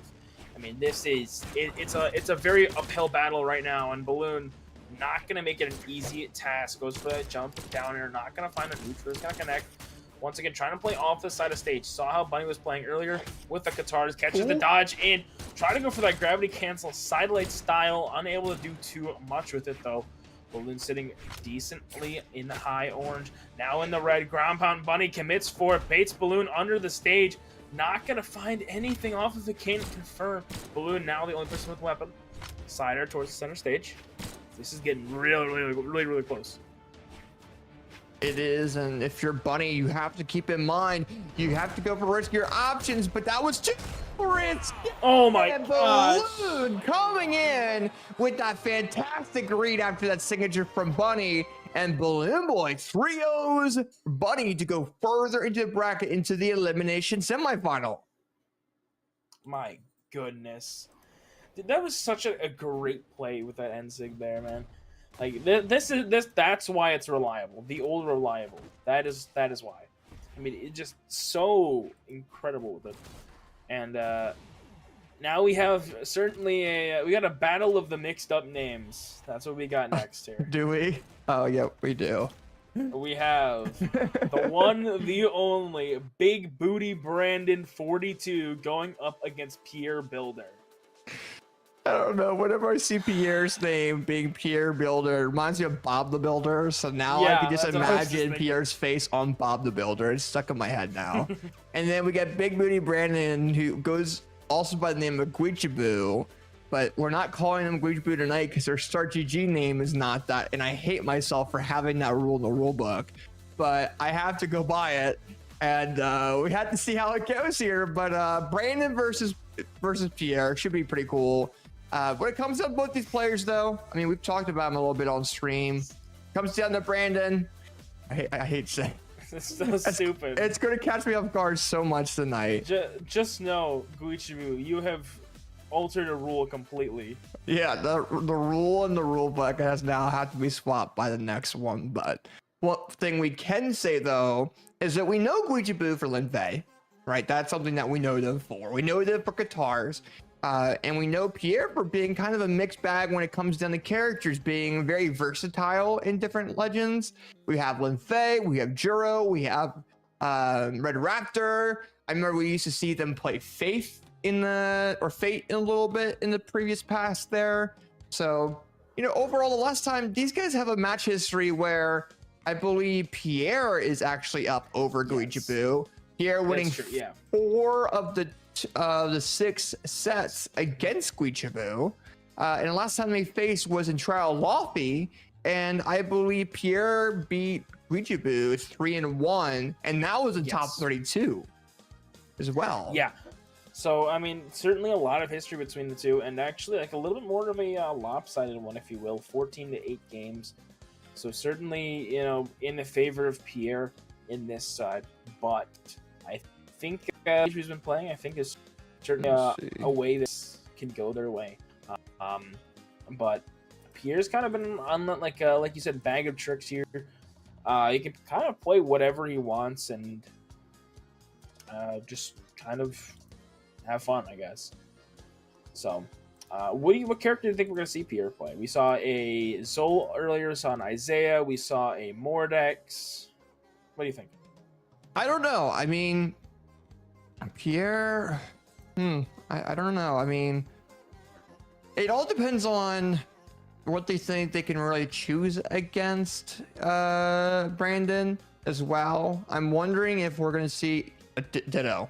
That's what I was about to say, a Ditto, because we did see Pierre play Linfei in the past. And if I recall correctly, I think Pierre actually beat Brandon on that Linfei.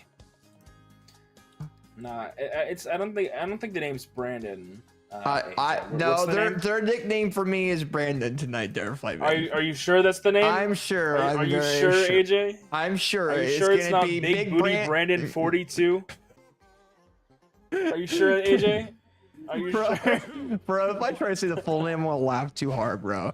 Okay, So anyway. we're gonna call Here we him go. Big Brandon. That sounds worse.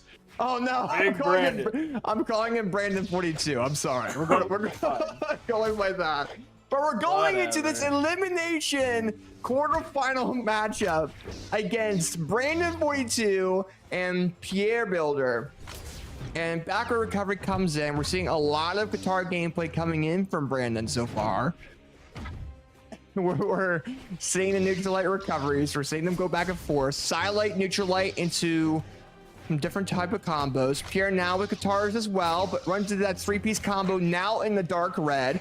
I'm sorry, Brandon trying to land that neutral signature against Pierre. That downlight recovery does land though, and they will take a little bit of a lead. See, Big Booty Brandon, the way they play these guitars, it's just immaculate. I mean, we saw plenty of times. We saw the Assyria, I believe, earlier. We saw this Lin Fei that we're seeing currently right now. And we saw Loki earlier. Nice downer there by Pierre. Going to take out the first stock of Big Booty Brandon 42. As he respawns, I believe he's going to pick up those guitars since they were primed. But it's kind of just back and forth with guitars. Going to get the weapon starve, though. Pierre struggling to get a weapon. Whiffing on that ground pound now. Big Booty Brandon coming out, showing what's up with these guitars, getting a ton of attacks and getting the weapon starve. Cannot let him get that cannon. Yeah, I don't know. Okay, Pierre Oh my coming goodness. in, going crazy with that cannon. Okay, nice unarmed recovery, trying to control Guichabou's neutral, control the platform, making sure that they don't really grab that away from Pierre. Pierre doing very well at keeping the damage built up there, but then we see Brandon coming in with a 2-piece combo knockout onto Pierre's second stock.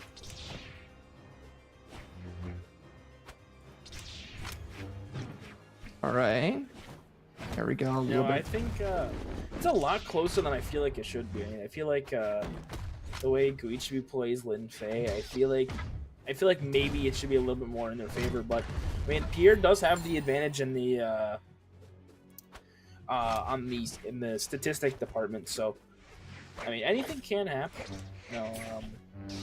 But right now we're seeing a well-balanced match. This is only game 1 right now. And I think in this set, game 1's gonna matter quite a bit. Yeah, when it comes down to game 1, especially with Pierre being like a very mixed bag with how he plays, he's very good at like throwing random strategies against his opponents. So we're kind of seeing Pierre change his playstyle around a little bit as this game's going on. You're kind of seeing them play a little bit more guitars now when he used to just play a little bit more of the cannon. And also a little bit of the unarmed, just kind of mixing things up well enough where they're able to get in this extra damage. And Pierre with a downlight GC neutral, knocking out Brandon's final stock there. And the game goes over to Pierre. And I mean, this is a big deal for Pierre. You know what? That's crazy. Like, he's gonna go right back to the Lin Fei. So, no, I'm sticking with the mirror match. But I feel like Brandon, there's a chance here for this to actually go. Oh, did you want me to say the real name or? No, I don't feel like I have to later because someone donated $5 for me to say it.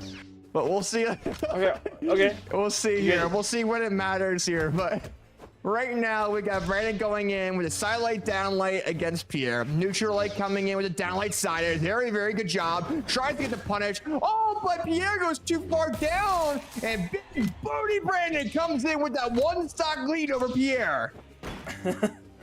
You got him to say it. That's all that matters. Anyway, God, I hate still myself going for that. in with these guitars, dealing so much damage, getting the perfect weapon start.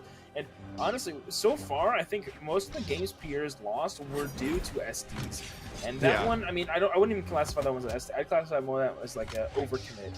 And I mean, Brandon's still going in, trying to go for that ground pound, did not find it on stage. But so, look at that lead. It's lap damage, lap stock. It's just, oh my goodness. Neutral light recovery. Still not enough to get the KO. Trying to go up again. Resetting, gets the D-light. Another D-light and the recovery. That is that second stock gone from Pierre. Big Booty Brandon 42 is on a roll.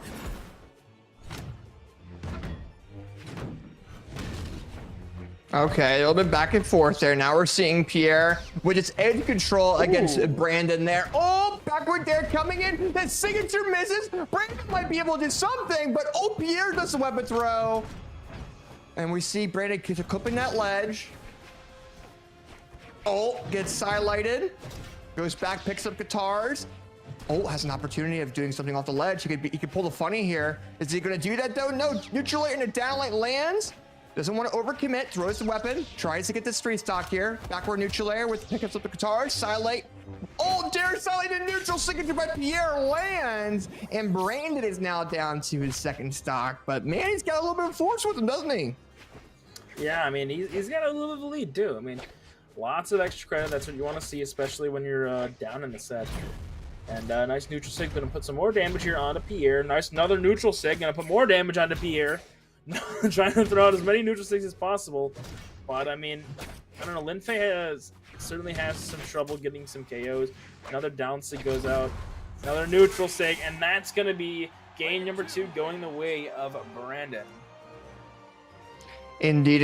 And you know, Brandon's doing pretty well. You know, I gotta hold myself back from laughing for saying his full name, but Brandon is over there doing pretty well against Pierre. It's 1-1 right now. You know, you got the guitars coming in or coming back for Brandon, and make sure he does pretty well. And I think going into this game, he was a lot more aggressive than the previous rounds. The previous round that he had, he respected the range and the overall gameplay of Pierre.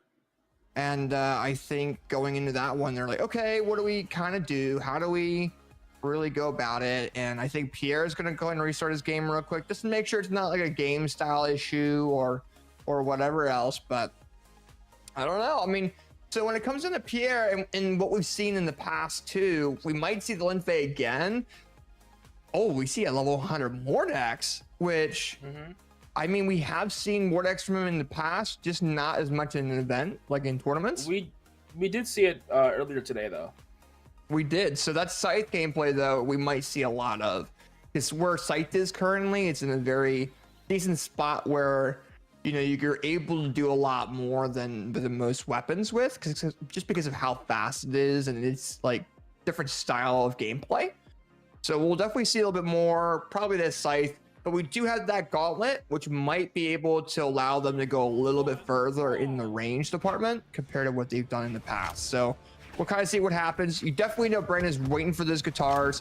Pierre just trying to go in with these gauntlets a little bit, throw them around, kind of mix some attack damage in there, here and there. But there we go, side air. All right, so if you're Pierre, you want to make sure you take this overall platform control from Brandon, just because the guitars, they do a lot of damage buildup while being on the platform rather than being in the air. But as I say that, Pierre goes off ledge, launching Brandon into the orange, but then you're seeing Guichabou have that neutral control and get that 5-piece combo knockout on the Pierre. Goodness. And he doesn't even have to land that ground pound.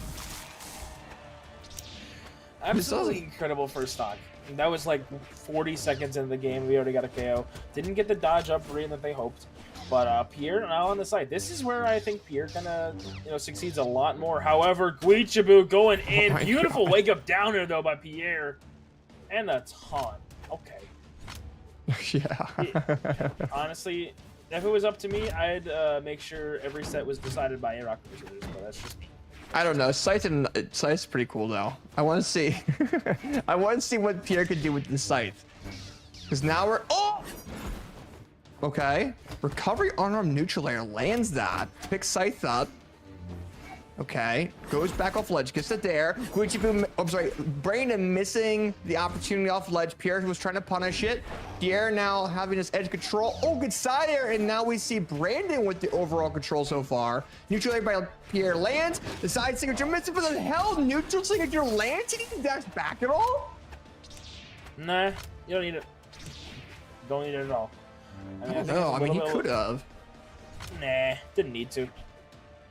I think I really love the fact that you can just kind of hold some signatures. Like you get the first hit and then just like, yeah, I'll do it now. It's really, I think that's really cool. Put in a lot of damage. Nice side air. Brandon able to make it back. Pierre with a nice recovery. Still very, very high ceiling here. So not gonna be able to get the KO just yet. But going in with the unarmed, now back on the guitars, resetting the center stage. Pierre still looking for that second KO. However, bad dodge, but Guichabou unable to get the dodge down they hoped for. Oh Ground pound, though. There we go. All right. Big Birdie Brandon 42 going ahead and taking that game over Pierre. Now taking this lead and, you know, kind of showing what their guitars are made of, man. You know, and showing how well they play with that cannon a little bit too. But now you're seeing Pierre trying to go back to, you know, guitars and going over to the gauntlets. I mean, we've seen them play Caspian before, the Plague Knight. And they've been known in previous Moose Wars events to go crazy with it. I think they got top 3 with it at one point. So we'll have to see how they do against Guichabou, who's the guitar legend. You know, he's known for playing that. He's won events playing guitars and ones as well. So okay. All right. The guitars from the Linfei earlier from Pierre, those were very, very good. But now pairing it with those gauntlets as well, I think this is going to be definitely a better fit for him. The Mordex did look good, but I feel like the Scythe was just not enough here. Catching a Neutralite, finally a little bit more damage being put out. Ground Pound's not going to go through the platform. Neutral Stick, wow, what a dodge by Brandon. There we go. Trying to force Pierre into the pocket. Unable to get too much out of it, though. Nice delay into recovery. Oh. Nice signature. There we are. Oh, okay. That went with her lance, a dodge. Okay. Tries to do a ground pound. Pierre with a downlight recovery. Goes in for a neutral signature instead of a recovery right after that, though. Picks back up gauntlets, making sure that Brandon's unable to pick up any weapon at the time, but then we see Brandon coming in with the cannon. But Pierre with the gauntlet recovery does the neutral signature the wrong way. Oh, that misses, but the 2-piece from Brandon comes in. A lot of back and forth, a lot of control coming in from Pierre. But now we're seeing Brandon with the neutral signature with that cannon to go and take a little bit of a lead. Yeah, I mean, I think overall this is match point here for Pierre. I mean, he's got to figure out something. He's got to force game 5 off of this. And, you know, the way Brandon's been playing, it's going to look a little bit rough. But, I mean, it's much slower. And as you said earlier, Pierre can kind of just change the way he plays within this single game.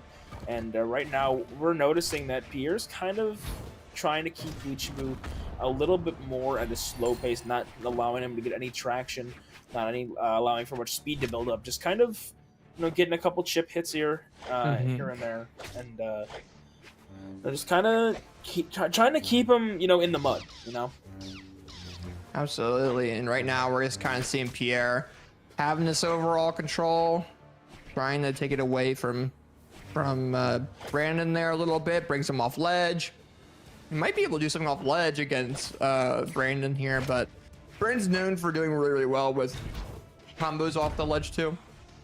So it's either Pierre goes off ledge, tries to control that part of the map, or he just controls the map itself and gets that neutral control. But we're having Pierre just kind of being very floaty. He doesn't know where to really land, and he's having a rough time really adjusting. When it comes down to Brandon, Brandon's just like flowing around with cannon, trying to put a lot more pressure on the Pierre to make sure they kind of throw these different attacks out unintentionally. But as I say that, we're seeing Guichabou with the Sire into a GC downlight ground pound, and then we're going to see Guichabou once again a little bit of a lead, or as I should say, Brandon with a little bit of lead in this round so far. Yeah, this is tournament stock here though for Pierre. He's got to play this pretty well. D-light into neutral heavy, not going to be enough. Guichabou, nice neutral light recovery as well. Playing around this corner, playing on the pocket. Pierre goes off stage in a nice, well-placed recovery. That's going to even up these stocks. Pierre took a little bit of damage to that stock. Not too much to be worried about, but now slowly entering the orange. Guichabou has, I mean, they have some room to work with here, yes, but, I mean, one good gauntlet string, that stock is gone. There we go. Okay, so now we're seeing Brandon coming in there with a little bit of a control. Downlight side air by Pierre. Dare comes in. Oh, okay. Backward dare for Brandon. Almost lands a neutral signature. Pierre expects that to land. Backward neutral lands. Ult is getting a little bit risky. GC down lane into GC neutral signature. Oh, into a down lane GC neutral by Brandon there to go ahead and take that set over Pierre. And Pierre was putting up a very, very big fight, but just couldn't get the knockout option towards the end. Really yeah, I couldn't. think the first game, I think Pierre kind of came out the gate. You know, that Lin Fei, it worked very, very well. But I mean, I think once Guichabou kind of got the adaptation there and was able to get that download, game 2 was a little bit better. Game 3 was a little bit closer. That game was very, very close. So there's a couple. Oh, I just realized we have Triple B versus Triple B. Oh my God! All right. Oh. We got Big Booty Brandon 42 going up against Balloon Boy, but not yet. Not yet. I believe because I believe we do winner's side first, which we do, but we do have a little bit of a break before we get into top 8 though. I know. I need a breather to comprehend that we had the two BBBs going against each other, Big Booty Brandon and BB Balloon Boy, or B Balloon Boy, I guess you could really say. But so what we're gonna do, so I can cope with this decision of this tournament rule, we're going to take a small couple-minute break, kind of get a breather, go ahead and grab water, and then when we come back, though, we are going into the winners finals of this event, Marckiemoo versus Monihalla, who have been killing it in this event so far, both trying to get a free flight to Plat fight happening December 13th to the 15th, which, by the way, if you guys want to register for that, register by 11:59 night because you'll have the regular registration fee there, except the extended one. So make sure you guys go and do that, platfight.com. But with that being said, don't go away. We'll be right back with Moose Wars Plat Cash with Marckiemoo Monihalla very shortly. Don't go away. Be right back. And just for tonight, we're in paradise.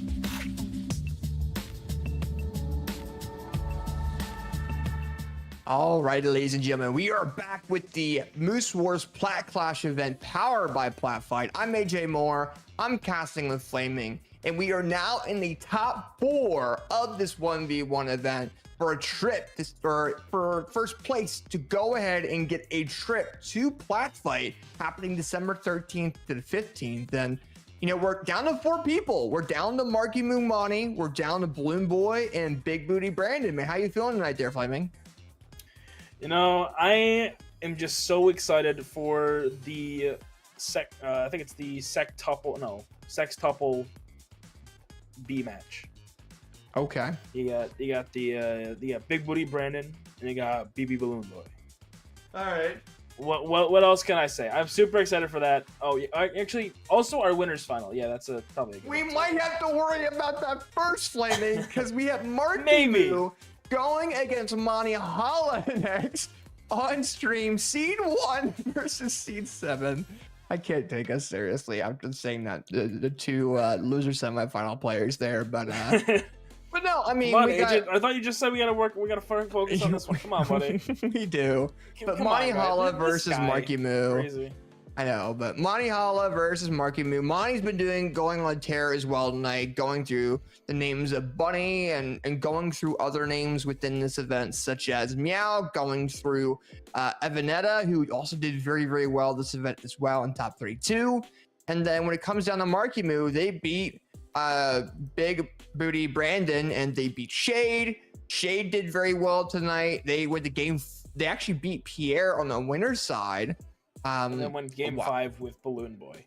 And did go game 5 against Balloon Boy in this bracket too. So, you know, definitely we're seeing a lot of interesting close matches tonight. And I think going into this matchup, it's going to be close as well. Because Marckiemoo is going crazy with the Mordax. We know Monihalla for going crazy with the Amugi. And, you know, I can't wait to see what really comes out of this. I want to see how Marckiemoo does against Greatsword, and will he have flashbacks to BCX against some of the best South American players who were playing Greatsword. Some of us NA players are still recovering from that. So if you could, I'm recovering. I was in the crowd. I was making sure I people was didn't rush there. stage. I was there too. I was with you, Flaming. You and me were in the crowd at BCX, seeing seeing Marckiemoo go against South America and going crazy. But with that being said, though, we're going to game number 1. Let's see who's going to make it into the winner's side grand final. No, I think these are certainly some great players. Marckiemoo, I mean, I don't even want to say he's been on the come up, because he is up right now. Like, this guy, highest placing North American player at BCX this year in ones.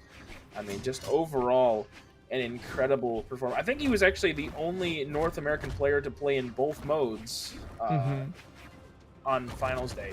So, I mean, just such a strong competitor. Monihalla, on the other hand, he's solid. I mean, I love the Mugi. Beautiful recovery there by Marckiemoo. But, you know, Monihalla is still on that come up, slowly but surely making his way up there. It doesn't matter how fast you do it, as long as you get there, you know? Yeah, for sure. Now we're kind of seeing... Oh, Marckiemoo. Oh! Goodness. Oh, my goodness. The neutral and the double grab down. He just had the overall momentum control over Monihalla. He was a step ahead. Oh, goodness. Dude. Well, what can you do about it? Nice D-Light satellite there.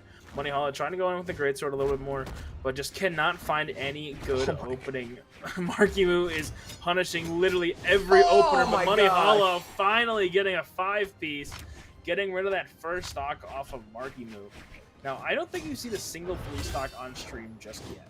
I think they've been close tonight. Oh god, gosh. Oh, Monihalla might try to do a reverse 3 at this rate though.